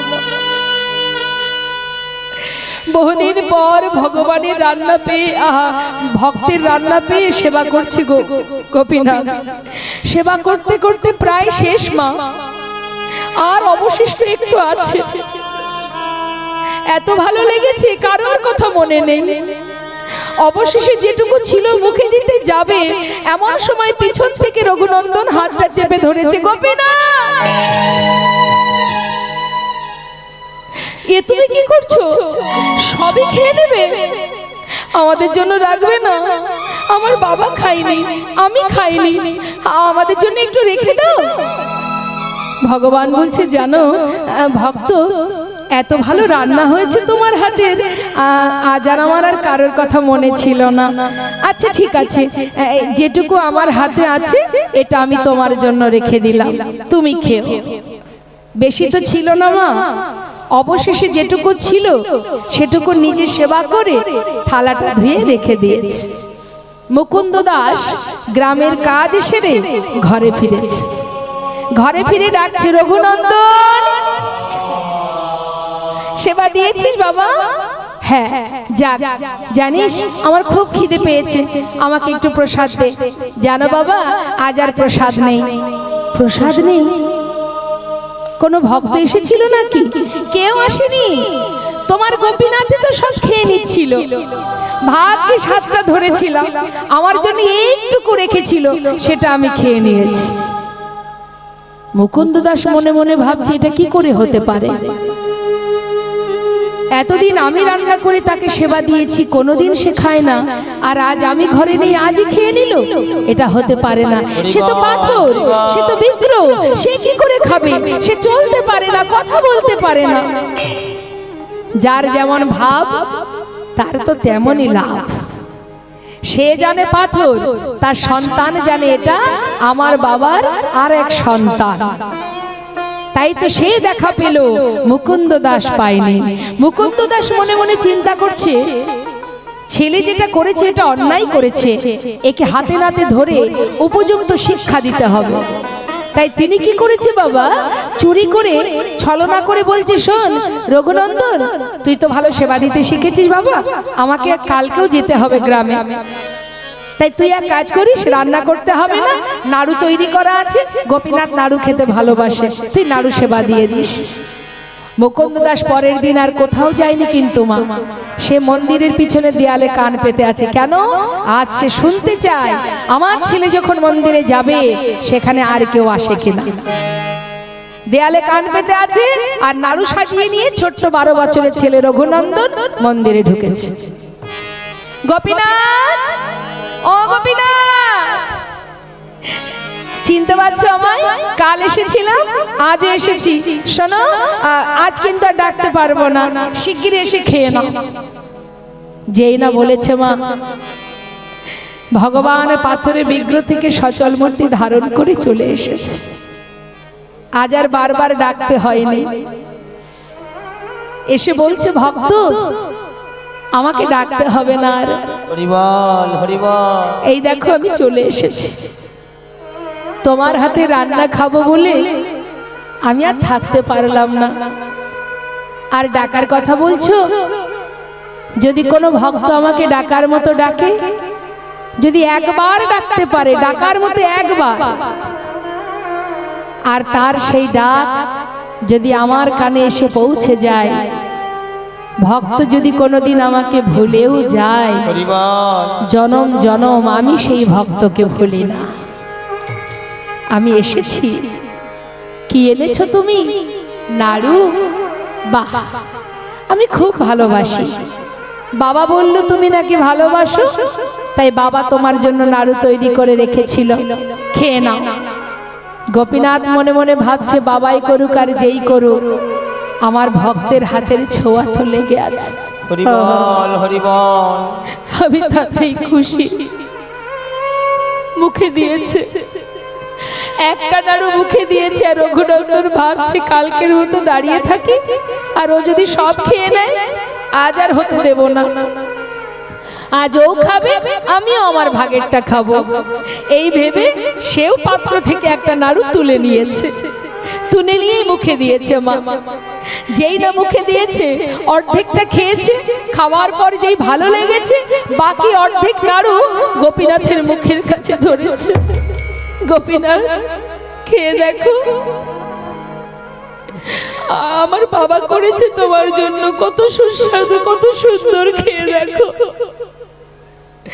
ভগবান নয়নের জলে মুখ ভাসিয়ে কাঁদছে, মনে মনে বলছে, ভক্ত আজ নিজের উচ্ছিষ্ট আমার মুখে দিতে তোমার এতটুকু দ্বিধা হচ্ছে না।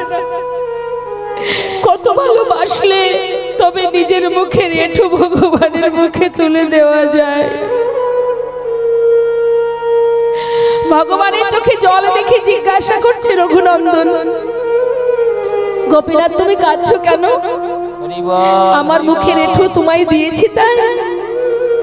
কি জানো তো, আমার ভালো লেগেছিল তাই তোমায় দিচ্ছিলাম, আর দেব না, তুমি কেঁদো না। ভগবান বলে উঠলেন, না না, আমি সেজন্য কাঁদছি না। তোমার মুখের ওই উচ্ছিষ্ট আমাকে যদি খাওয়াও, আমি কি আমার মুখের এই প্রসাদী নাড়ু তোমায় খাওয়াতে পারি? বেশ তো, তাহলে তুমি আমাকে খাওয়াও, আমি তোমাকে খাওয়াই। ভগবান তার প্রসাদী নাড়ু দিচ্ছে ভক্তের বদনে, আর ভক্ত তার এঁঠো নাড়ু দিচ্ছে ভগবানের বদনে। ভক্ত ভগবানের মধুর মিলন, মধুর প্রেম। সেই অপূর্ব মিলন দেখার জন্য মুকুন্দ দাস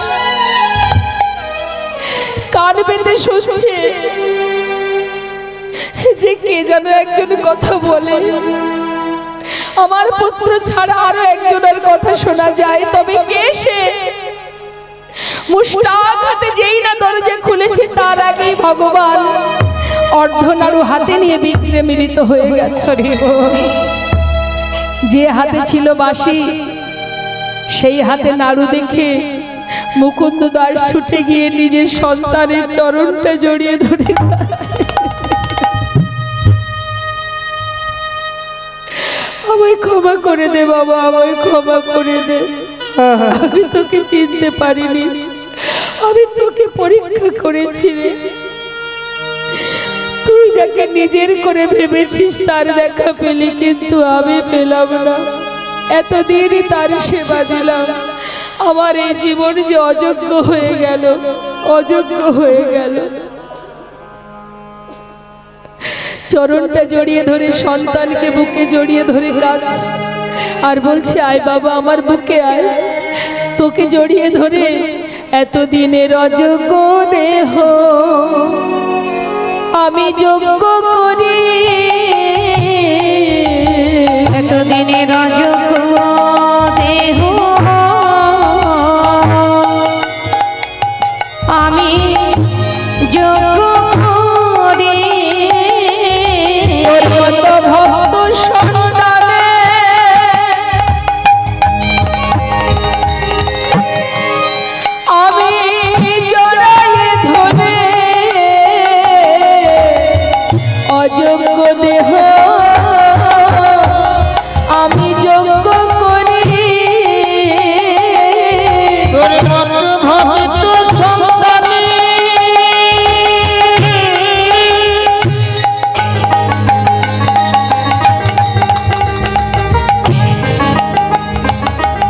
আমি জড়াই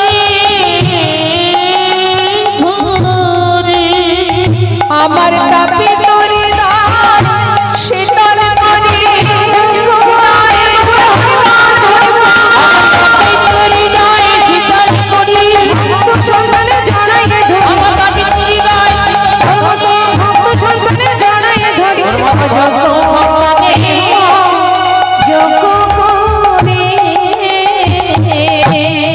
মাগো ভক্ত বললেই ভক্ত হওয়া যায় না। আজ দেখুন ওই ছোট্ট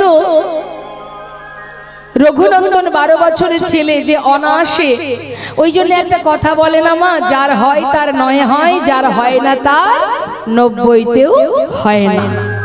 অর্থাৎ ভজনের সময় শিশুকাল থেকে, শিশুকালে কৃষ্ণ ভজে কৃষ্ণ পাওয়ার আসে, যৌবনকালে কৃষ্ণ ভজে আসে কিনা আসে, বৃদ্ধকালে কৃষ্ণ ভজে জমের তর আসে। আজ সুদামা কানাইকে নিয়ে ফিরে গেলেন নিজের গুরুকুলে। এদিকে পরের দিন গুরুমা রন্ধনশালায় নেই, ঠিক সেই সময় চতুরতা করে গোবিন্দ সুদামাকে বলছে, সুদামা তুই আমাকে কতটা ভালোবাসিস রে? অনেক। আচ্ছা আসতে বাবা, তুই আমাকে ভালোবাসিস, আজ আমি তোর কাছে একটা জিনিস চাইবো, দিবি? বল কি চাস, কি নিবি বল? শোন, রন্ধনশালায় গুরুমা নাড়ু তৈরি করে রেখেছে, তুই আমার জন্য 2টো নাড়ু নিয়ে আয়। সুদামা বলছে এটা আবার কোনো ব্যাপার? দাঁড়া, আমি গুরুমাকে গিয়ে বলবো, গুরুমা আমাকে দিলে তোকে দিয়ে দেব। বলছে না, চুরি করে নিয়ে আসতে হবে, মাকে বলে নিয়ে আসলে হবে না। সুদামা বলছে দেখ, আমি তো চুরি বিদ্যা শিখি না কানাই, আমি চুরি করব কি করে? তার থেকে গুরুমাকে বললেই তো দিয়ে দেবে আমায়। কানাই বলছে তুই না আমায় ভালোবাসিস, তুই না আমার বন্ধু। আরে বন্ধু বন্ধুর জন্য এইটুকু করতে পারবি না? জানা ভাই, আমার জন্য চুরি করে নিয়ে আয়। সুদামা বলছে ঠিক আছে, আমি তো তোকে ভালোবাসি কানাই, তবে গুরুদেব আমাকে বলেছে কোনোদিন মিথ্যা কথা বলবে না, অন্যায়মূলক কাজ করবে না। কিন্তু কানাই, আজ আমি গুরু বাক্য উপেক্ষা করে তোকে ভালোবাসি বলে, তোর মান দেব বলে আমি চুরি করতে যাব। তবে হ্যাঁ, তুই কিন্তু দরজায় বসে থাকবি, যদি দেখিস গুরুমা আসছে আমাকে একবার ইশারা করে জানাবি, কেমন? বেশ। যেই না দরজায় গোবিন্দ বসেছে, সুদামা ভিতরে গেছে, মা নাড়ুর পাত্র থেকে 2টো নাড়ু তুলেছে, এমন সময় পিছন থেকে দরজায় বসে বসে কানাই ডাকছে, গুরুমা, ও গুরুমা, শিগগির এসো। তুমি মনে করো আমি তোমার ঘরে নাড়ু চুরি করে খাই? আজ হাতে নাতে প্রমাণ, ওই দেখো কে তোমার ঘরে নাড়ু চুরি করে খায়। ভয়ে ভীত হয়ে সুদামা কানের সামনে এসে দাঁড়িয়ে ঠক ঠক করে কাঁদছে। হরিবল হরিবল। গুরুমা শাসন করলেন, আঘাত করলেন। সুদামা বলে উঠলেন, কানাই রে, জানি না তুই কোন পাপের সাজা নিলি, কোন কারণে আমায় এত বড় আঘাত দিলি। কানাই, তুই তো জানিস আমি চুরি করতে জানি না, আমি তোর জন্য চুরি করলাম। অকারণে মায়ের কাছে তুই আমাকে চোর বানিয়ে দিলি। কানাই, আমি না তোকে প্রাণের থেকে বেশি ভালোবাসি জানিস, তুই বুঝবি না। কানাই, আমার মা বলে তুই নাকি ভগবান, আমি জানি না তুই ভগবান কিনা। যদি সত্যি ভগবান হয়ে থাকিস, আজ আমি এই গুরুকুলে দাঁড়িয়ে প্রতিজ্ঞা করলাম, জীবনে কোনোদিন যত কষ্ট, যত দুঃখ, যত যন্ত্রণায় আসুক না কেন, এই সুদামা যদি দারিদ্রতার অন্ধকারে না খেয়ে যদি মারাও যায়, তোর কাছে কোনোদিন দুহাত পেতে আমি কিছু চাইবো না। গোবিন্দ মৃদু মৃদু হাসছে আর বলছে, তবে তুইও শোন, তুই যতদিন আমার কাছে না চাইবি আমিও তোকে কোনোদিন কিছু দেব না। দুইজনের প্রতিজ্ঞা হয়ে গেল। কিছুদিন গুরুকুলে থেকে শিক্ষা সম্পন্ন করে আপন আপন গন্তব্যস্থলে সবাই চলে গেল। গুরুদেব বিদায় দিলেন, তোমরা ফিরে যাও, তোমাদের শিক্ষা পরিপূর্ণ শিক্ষা হয়ে গেছে। ভগবান চলে গেল আবার দ্বারকায়, সেখানে গিয়ে রাজা হয়ে তিনি রাজত্ব করতে লাগলেন। সুদামা চলে গেল নিজের ঘরে। সুদামার উপযুক্ত বিবাহের বয়স হয়েছে বলে তার মাতা পিতা দুজনে সুকন্যার সন্ধান করে সুদামার বিবাহ দিলেন। সুদামা গ্রামের গর্ব, সবার অহংকার, সে মস্ত বড় বিপ্র, মস্ত বড় পণ্ডিত। তাই গ্রামবাসী সবাই গর্বের সহিত বলে যে সুদামা শুধু তোমার গর্ব নয়, আমাদের সবার গর্ব, কারণ সুদামা আমাদের গ্রামের মস্ত বড় বিপ্র হয়েছে। সুদামা কি করে মা, ওই গ্রামের ভিতরে ছোট ছোট বাচ্চাদের একটা পাঠশালা তৈরি করে সেখানে ছোট ছোট শিশুদের যে শিক্ষা দেয়, সেখান থেকে যা কড়ি পায় তাতে তার দিন কেটে যায়। এইভাবে সুখে দিন কাটতে কাটতে সুদামার বিবাহ হলো, সন্তান হলো। এদিকে রইল ভগবান একটার পর একটা পরীক্ষা করতে শুরু করে দিল। ভগবান দ্বারকায় বসে বছরের পর বছর চলে যায়। এবার ভগবানের হঠাৎ সুদামাকে পরীক্ষা করার জন্য তার জীবনের সমস্ত সুখ একটা একটা করে কাটতে শুরু করে দিল। কি অপূর্ব লীলা! সুদামার জীবন থেকে সমস্ত সুখ প্রভু কেড়ে নিচ্ছেন কেন? ওই যে প্রতিজ্ঞা করেছিল জীবনে কিছু চাইবো না, তাই গোবিন্দ চিন্তা করছে আমি ওর কাছ থেকে সব যদি কেড়ে নিই, আমিও দেখব কত সময় না চেয়ে থাকতে পারে। হরিবল হরিবল। প্রথমত কেড়ে নিল মা বাবাকে। যেই মা বাবা চলে গেলেন, সংসারের পুরো দায়িত্ব সুদামার কাঁধে পড়ে গেল। কিছুদিন যেতে না যেতে পাঠশালাটা বন্ধ করে দিলেন ভগবান। কোনো না কোনো ছলনা, কোনো না কোনো কারণবশত ওই যে ছোট ছোট বাচ্চাদের শিক্ষা দিত পাঠশালা, সেটা বন্ধ হয়ে গেল। যেই পাঠশালা বন্ধ হয়ে গেল, সুদামা করবে কি? এবার ভিক্ষার ঝুলি কাঁধে নিয়ে দাঁড়ে দাঁড়ে ভিক্ষা করে দিন কাটাতে লাগলেন। একটু একটু করে পিতৃ সম্পদের যা ছিল সব শেষ হয়ে গেল মা, আর কিছু রইল না। দেখতে দেখতে সর্বহারা হয়ে সন্তানকে নিয়ে, স্ত্রীকে নিয়ে, পরিবার সাথে করে নিয়ে এক গাছতলাতে সার করল। কি লীলা দেখুন! কিন্তু তথাপিও সুদামার মুখে একটাই নাম, কৃষ্ণ কৃষ্ণ কৃষ্ণ কৃষ্ণ। গাছতলাতে দিন কাটে বাবা। স্ত্রীর পরনে একটা বস্ত্র মা, সারা জায়গায় ছেঁড়া, লজ্জা ঢাকার জায়গা নেই, ওই একটা বস্ত্রেই তার দিন কাটে। সন্তানদের পরনে বস্ত্র নেই, ঝড় বৃষ্টি শীত গরম প্রখর রোদ্দুর রাত দিন ওই গাছতলাতেই কেটে যায়। আর সুদামা কোনোদিন ভিক্ষা পায়, কোনোদিন পায় না। যেদিন না পায় সেদিন বাচ্চাদের কোলে করে নিয়ে সারা রাত কৃষ্ণ কৃষ্ণ কৃষ্ণ, হরিবল হরিবল। যেন মনে হয় নামেই তার তৃষ্ণা মেটে, নামেই তার ক্ষুধা মিটে যায়। তাই তো শাস্ত্রেও বলে বাবা, এই নামের সুধা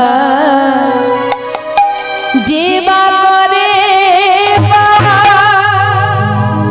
ক্ষুধা তৃষ্ণাটা হয় অবসান। এই নামের শোধা যে বা করে ক্ষুধা তৃষ্ণাটার হয় অবসান। এই নামের সুধা যে বা করে ক্ষুধা তৃষ্ণাটা হয় অবসান। অন্তরে সদা কৃষ্ণ নাম যে,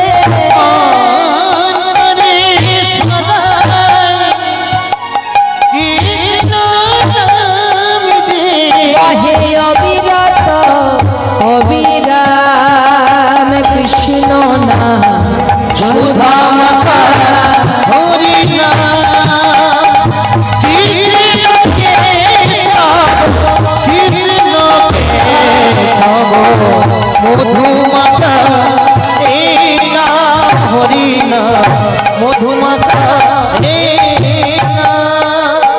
হরিবল হরিবল। দেখতে দেখতে বাবা একদিন তার স্ত্রী সুশীলা বলে উঠলেন, স্বামী তোমায় একটা কথা বলবো। তোমার বন্ধু নাকি মস্ত বড় রাজা, যার নাম তুমি নিঃশ্বাসে প্রশ্বাসে জপ করো, সেই যে কৃষ্ণ, সে নাকি দ্বারকার রাজা। আবার এও শুনেছি সে নাকি ভগবান।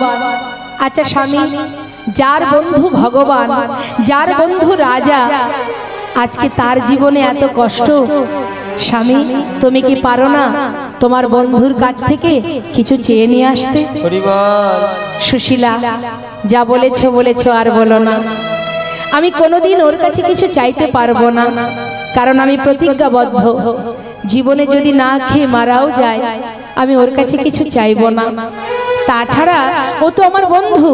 আজ আমার এই দারিদ্রতা, আজ আমার এত কষ্ট, এত অভাব, আর এই দুঃখের দিনে আমি যার জন্য কোনোদিন কিছু করতে পারলাম না, তার কাছে গিয়ে আমি হাত পাতবো কি করে? আমি চাইতে পারবো না। বলে উঠলেন সুশীলা, স্বামী ঠিক আছে, কিচ্ছু চাইতে হবে না, চাওয়ার দরকার নেই। আচ্ছা স্বামী, তোমার কি মন চায় তাকে একবার দেখবার? কি যে বলো না সুশীলা, বন্ধুকে দেখতে মন চাইবে না? বন্ধুকে দেখতে কার না ভালো লাগে? বন্ধুর কাছে যেতে সবার ভালো লাগে। কিন্তু কি করব বলো, আমার যে অবস্থা, সেই বাল্যকালের বন্ধু আমার, সে তো এখন দ্বারকার রাজা। আমার কথা কি আর তার মনে আছে? সে কবেই ভুলে গেছে।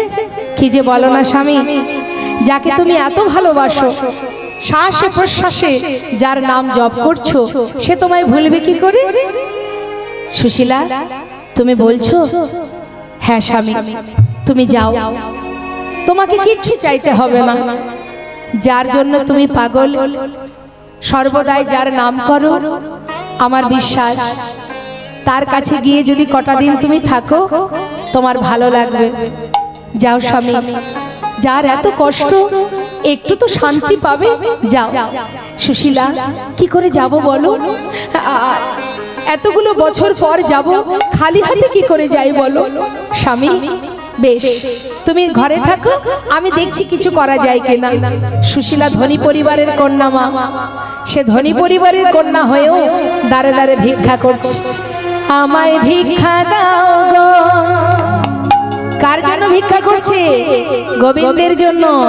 সবার ঘরে ঘরে গিয়ে বলছে, আমায় ভিক্ষা দাও গো নগরবাসী, ভিক্ষা দাও আমায় ভিক্ষা দাও গো নগরবাসী, ভিক্ষা দাও আমায়। তোমরা ভিক্ষা দাও গো নগরবাসী, ভিক্ষা দাও আমায়। ভিক্ষা দাও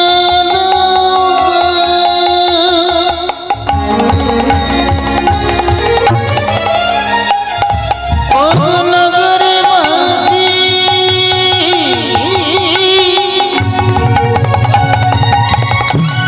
ভিক্ষা দাও আমায়। ওগো তোমাদের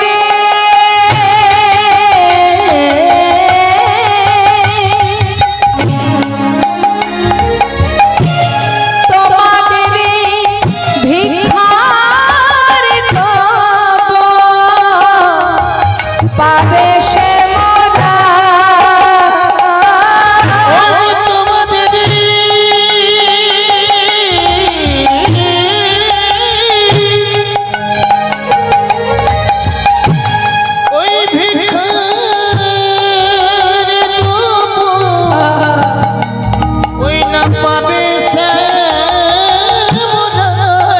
তোমরা ভিক্ষা দাও আমায়, আমায়। ভিক্ষা দাও গো নগরবাসী, ভিক্ষা দাও আমায়। একবার ভিক্ষা দাও আমায়, একবার ভিক্ষা দাও আমায়।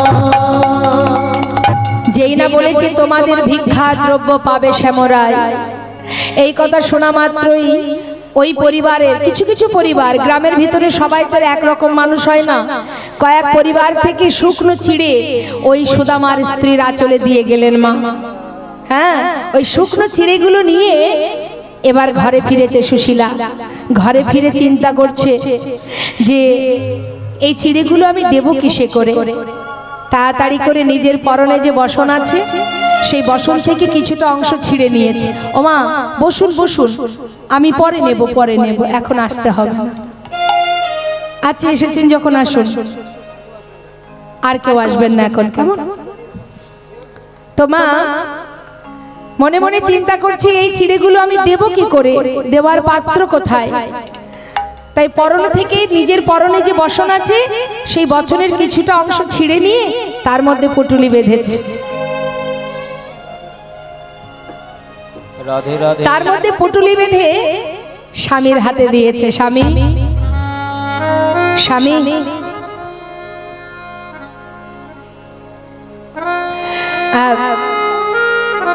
আজকের এই পুটুলিটা তুমি নিয়ে যাও, যার জন্য ভিক্ষা করেছি তার জন্য। আজকের এই চিড়ের এই যে ভিক্ষার দ্রব্য, এই ভিক্ষার দ্রব্য থেকে একটা দানা না তুমি খাবে, না আমি খাবো, না সন্তান খাবে, কেউ খাবে না। যার জন্য ভিক্ষা করেছি তার জন্য নিয়ে যাও।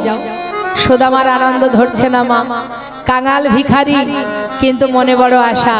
কোথায় যাচ্ছে? গোবিন্দ দর্শনে যাচ্ছে। কোথায়?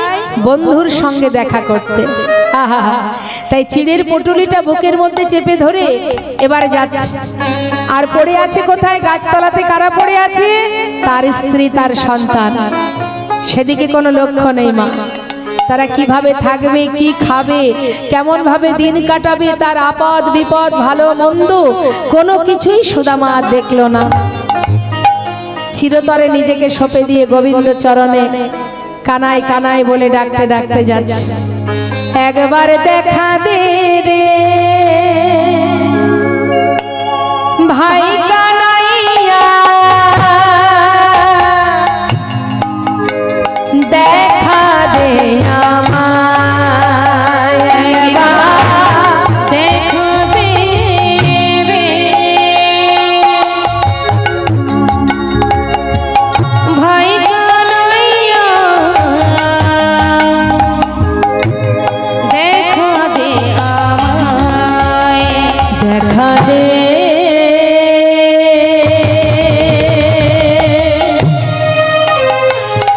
ওরে কানাইয়া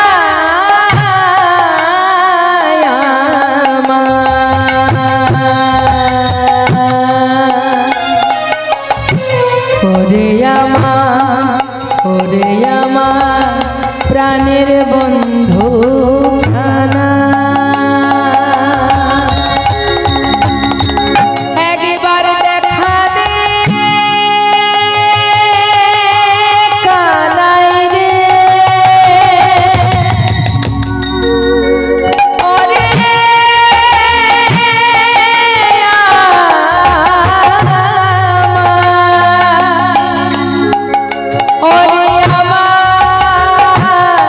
ওরে আমার প্রাণ,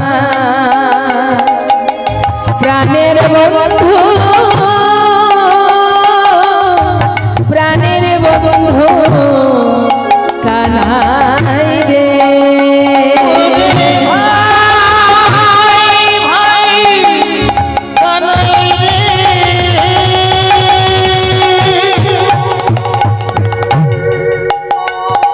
আমি কতদিন ধরে দেখি না ওরে ভাই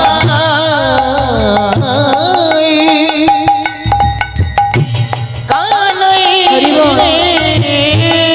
একবার দেখা দে ভাই কানাইয়া, দেখা দে আমায়, একবার দেখা দে রে ভাই কানাইয়া, দেখা দে আমায় একবার, দেখা দে আমায়। যাচ্ছে পথে মা, আর মনে মনে ভাবছে কি জানি চিনতে পারবে তো, চিনতে পারবে তো? আমি তো সেই কাঙাল বন্ধু। যাকে জিজ্ঞাসা করছে বলো না কোন পথে যাব দ্বারকা, বলে দাও না। ভগবান কি জানে না মা? সবই তো জানে। তিনি কিন্তু সবই জানে বাবা। তিনি সোনার সিংহাসনে বসে মনে মনে চিন্তা করছে মা, যে আমার বন্ধু আসছে আমার দ্বারে, কতক্ষণে এসে দাঁড়াবে। সেই অপেক্ষায় বসে আছে। রুক্মিণী সত্যভামা কাঁদছে আর বলছে, হে প্রভু, তোমার ভক্তকে আর কত কাঁদাবে? দেখো পাগলের ন্যায় ছুটে আসছে, তুমি এবার তো তাকে দেখা দাও। রুক্মিণী বললেই তো যেতে পারবো না, আর একটু অপেক্ষা করো। এত পথ যখন সে আসছে আর এইটুকু সে আসবে না, একটু অপেক্ষা করো। কত আনন্দের সহিত গোবিন্দ বসে আছেন, আর সুদামা চিন্তা করছে যে সে তো মস্ত বড় রাজা, আমার মতো কাঙাল বন্ধুর কথা তার কি মনে আছে? হরিবল। এতদিন তাকে দেখিনি, সে তো এক যন্ত্রণা, আর দেখার পরে যদি চিনতে না পারে সে যে আরো বড় যন্ত্রণা। আমি সহ্য করবো কি করে?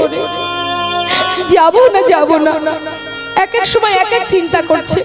আবার ভাবছে এসেছি যখন একটু যেই দেখি। যেই না দ্বারে এসে পৌঁছালো মা, বিশাল প্রাসাদ। প্রাসাদ দেখে এক দৃষ্টিতে সেই প্রাসাদ দেখছে আর মনে মনে ভাবছে, এত বড় রাজ্যের রাজা আমার বন্ধু কানাই, কিন্তু আমি তো দিনহীন কাঙাল। হরিবল। যদি চিনতে না পারে, শুকনো চিড়ে এনেছি ওর জন্য, ও তো খাবে না। কি করে খাবে? যে রাজভোগ সেবা করে সে আমার এই চিড়ে খাবে কি করে? না না, এ আমি দিতে পারবো না। নিজের বসন অঞ্চলে লুকিয়ে রেখেছি। দাড়িকে বলছে, এই দাড়ি, তোরা বলতে পারিস এখানে আমার বন্ধু কানাই আছে কিনা? दारी जी बोलছে कौन हो तुम, कहाँ से आए हो, तुम्हारा नाम क्या है? আমায় চিনবি না, আমি বৃন্দাবন থেকে আসছি, বল না এখানে আমার বন্ধু কানাই আছে?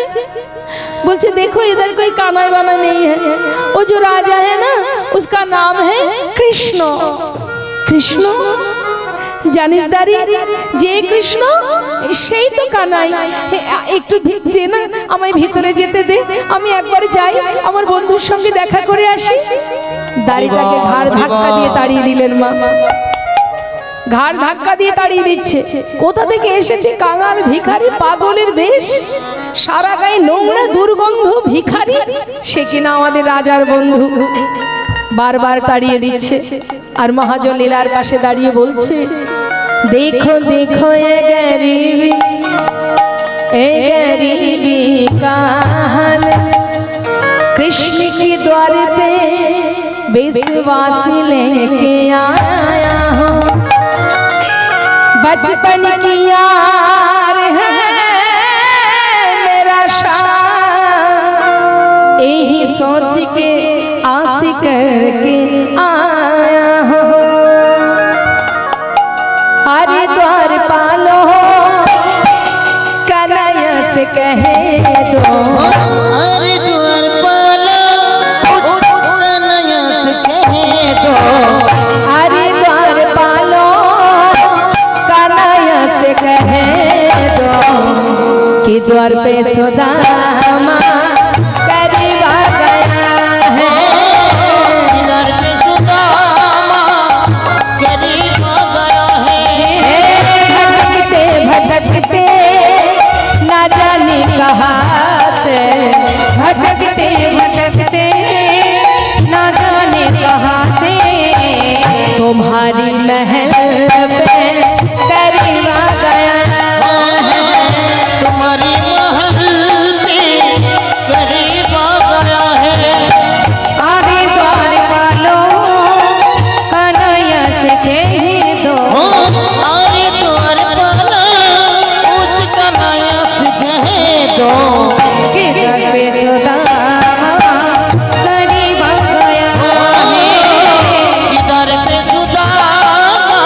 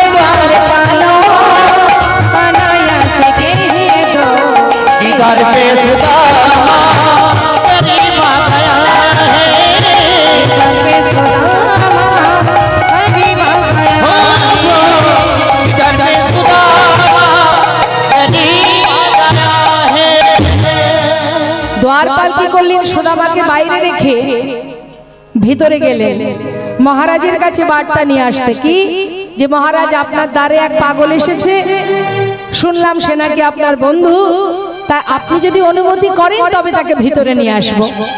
এই কথাটা বলার জন্য যাচ্ছে।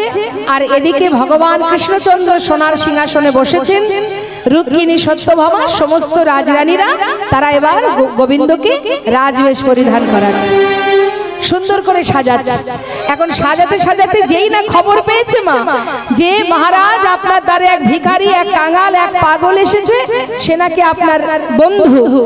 ভগবান জিজ্ঞাসা করলেন নাম কি তার? সে কি জানে না? সবই তো জানে। বলছে তার নাম কি? তার নাম সুদামা। যেই না বলা আর তার রাজবেশ পরা হলো না। কনক প্রচঙ্কে কৃষ্ণ আছিল বসিয়া,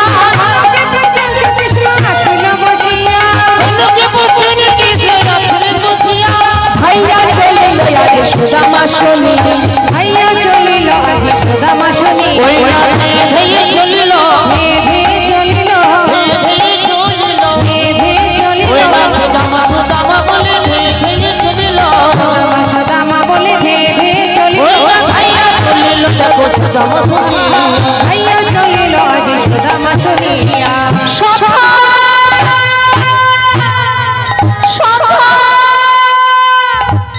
সুদামা ছুটে গিয়ে সুদামাকে বুকের মধ্যে জড়িয়ে ধরেছে।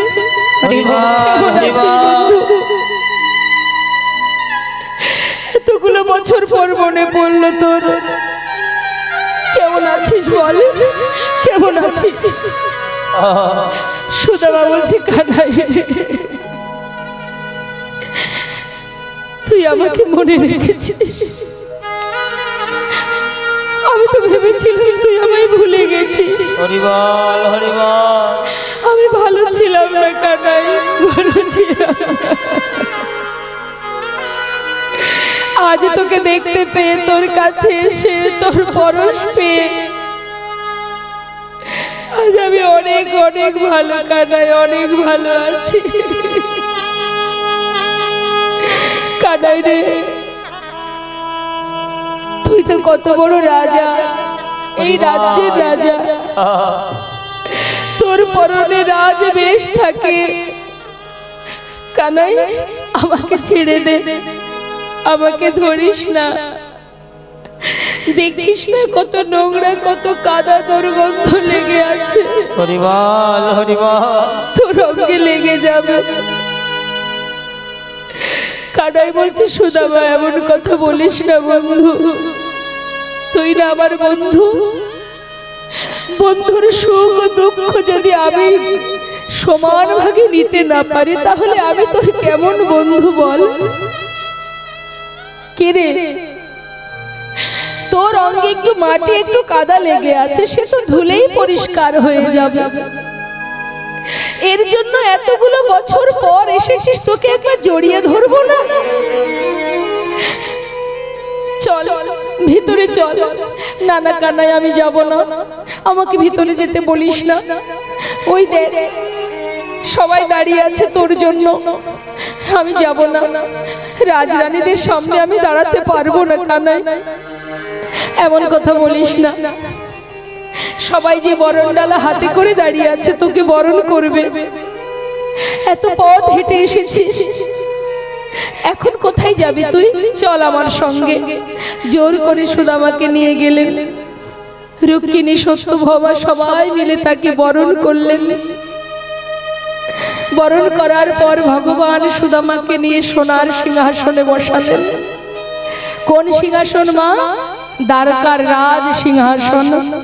যেই না বসিয়েছে, সুদামা বসতে চাইছে না, জোর করে বসিয়েছে। কেন বসবি না? এটা তো তোর বন্ধুর আসন, তুই সেখানেই বসবি।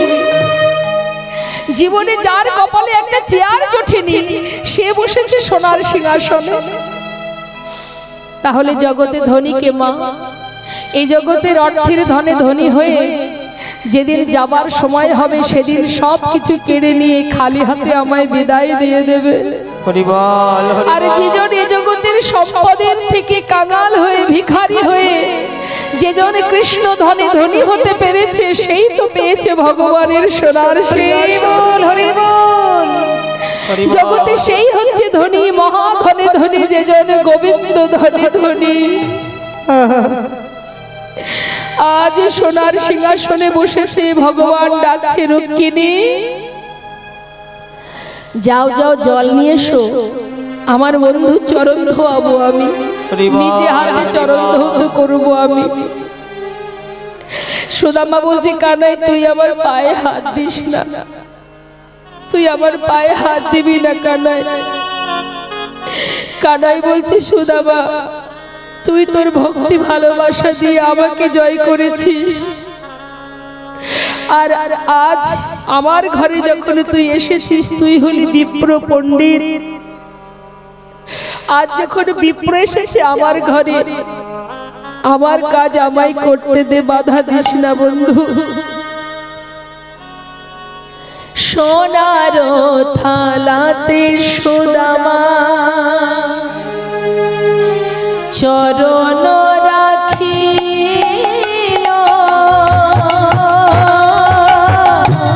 সোনার থালাতে সুদামা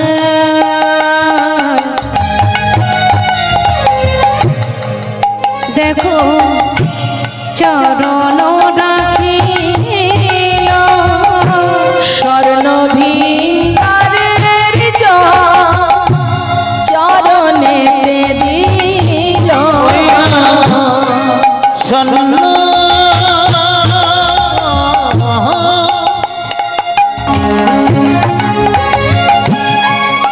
ভিঙারে জল সুদামায় চরণে দিল।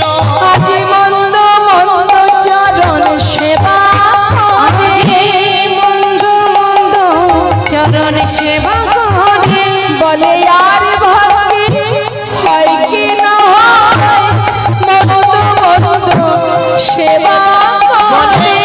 আরে ভাগ্যে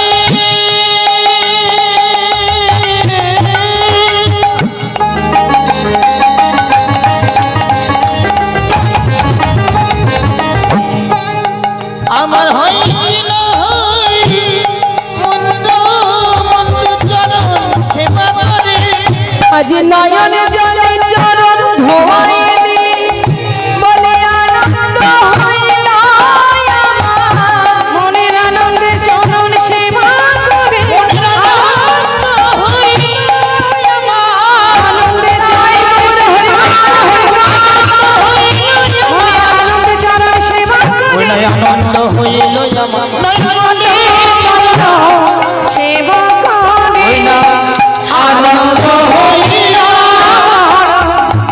আনন্দ হইল। হোমা চরণ ধৌত করছে, আর দেখছে চরণ থেকে কত রুধির ঝরছে। ভগবান চরণ দুটি হাতে নিয়ে সেই চরণে নিজের নয়ন জল ফোঁটা ফোঁটা পড়ছে, আর সুদামা কাঁদছে, গোবিন্দ কাঁদছে। বন্ধু, এ তোর কেমন ভালোবাসা, নিজের চরণ থেকে এত রুধির ঝরছে, সেদিকে তোর কোনো লক্ষ্য নেই। কতক্ষণে তুই বন্ধুকে দেখবি?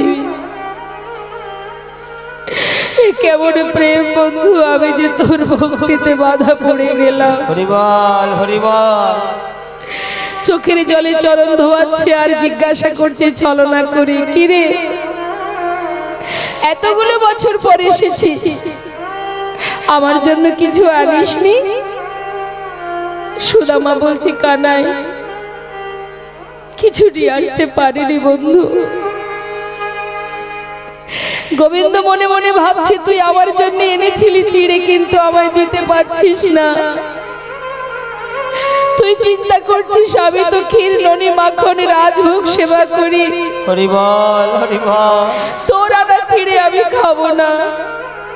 কিন্তু তুই কি জানিস না সুদামা, আমার ভক্তরা আমাকে ভালোবেসে যা দেয় আমি যে তাতেই খুশি হই। নিতাই গৌর হরি হরিবল হরিবল। ওরে বিদুরের ঘরের শাকন্ন সেবা করেছি আমি, সবরই রেঠু কুল খেয়েছি আমি, আর তোর আনা ছিঁড়ে আমি খাবো না। তুই কি করে ভাবলি বন্ধু?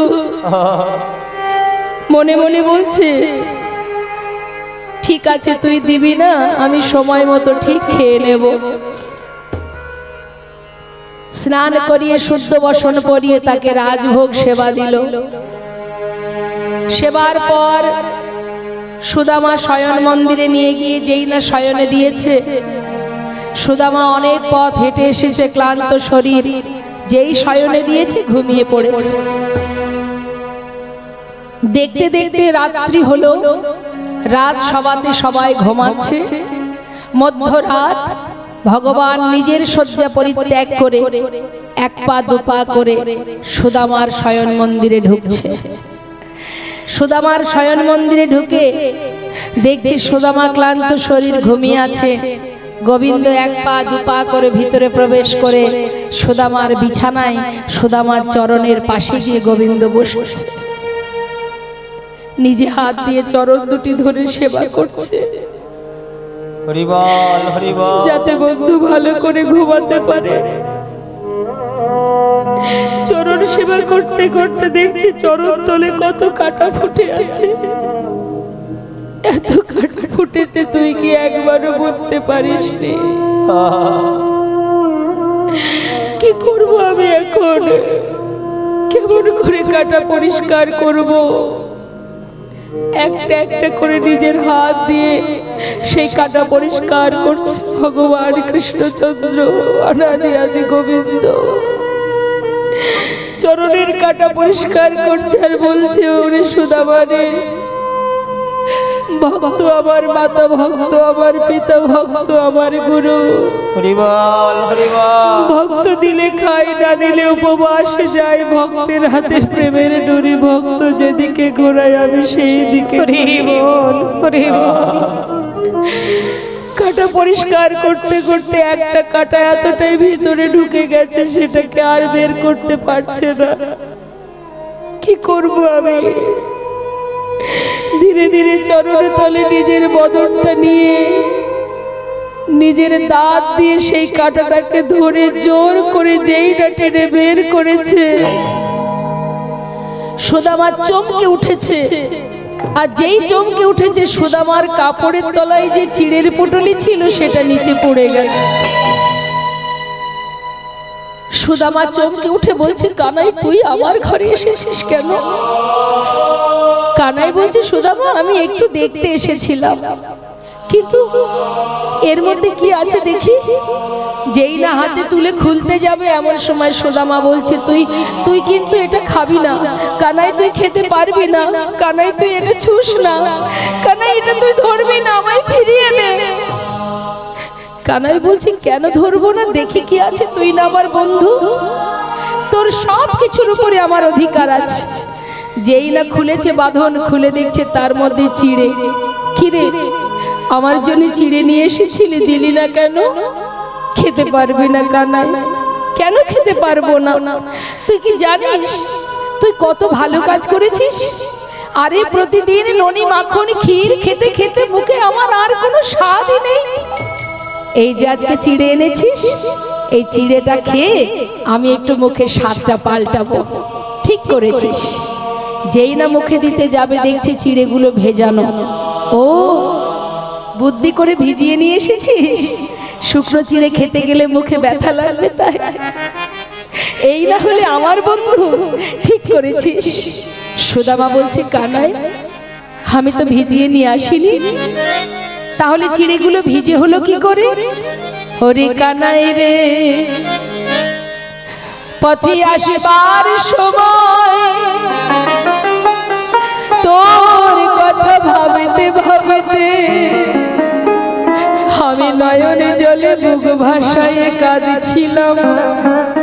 আমার মনে হয় কি জানিস, আমার চোখের জলে চিড়ে ভিজে গিয়েছে। আমার চোখের জলে চিড়ে ভিজে গিয়েছে। আমি কেমন করে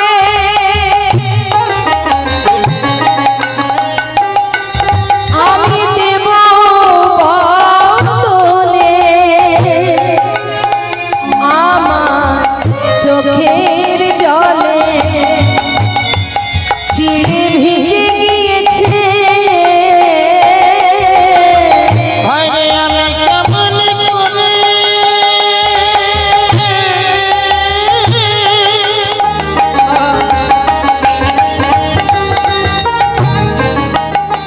আমি দেব মনে আমার চোখের জলে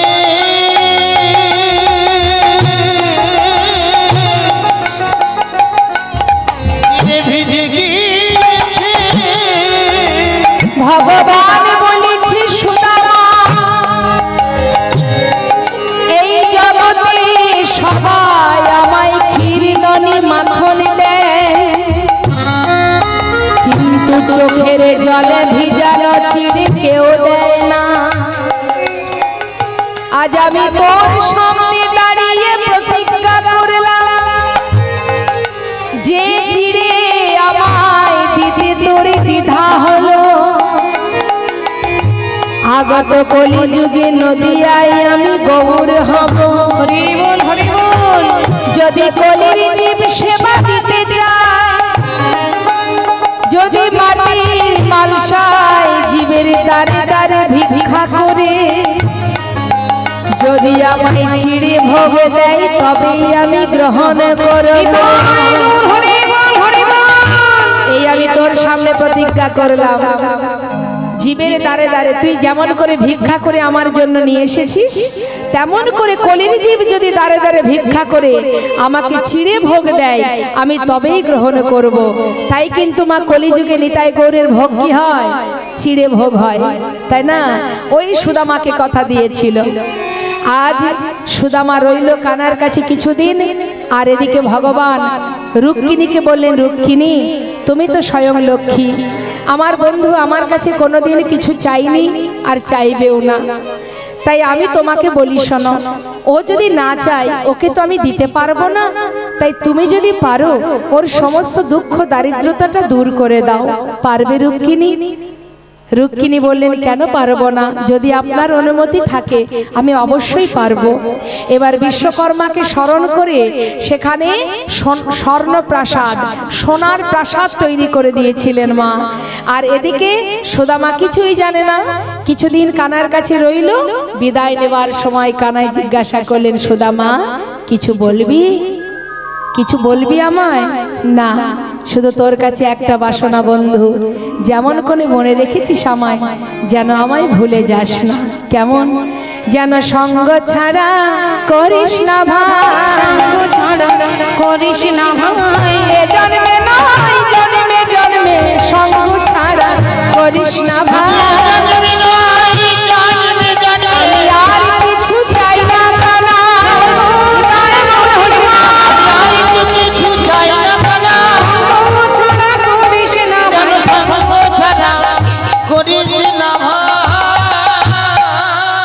কানার কাছ থেকে বিদায় নিয়ে ফিরে গেল নিজ গন্তব্যস্থলে সেখানে গিয়ে স্বর্ণপ্রাসাদ দেখে চিনতে পারছে না ভাবছে কোনো ধনী ব্যক্তি করেছে তাহলে আমার গিন্নি কোথায় হঠাৎ দেখছে রাজরানীর বেশে ওই স্বর্ণপ্রাসাদ থেকে নিচে নেমে আসছে তার স্ত্রী সুশীলা বরণডালা হাতে করে নিয়ে নিচে নেমে এসে স্বামীকে বরণ করলেন স্বামী তুমি কিছু না চাইলে কি হবে তোমাকে সর্বসুখে সুখী করেছে তোমার প্রিয় বন্ধু গোবিন্দ নিতাই গৌর হরি বল।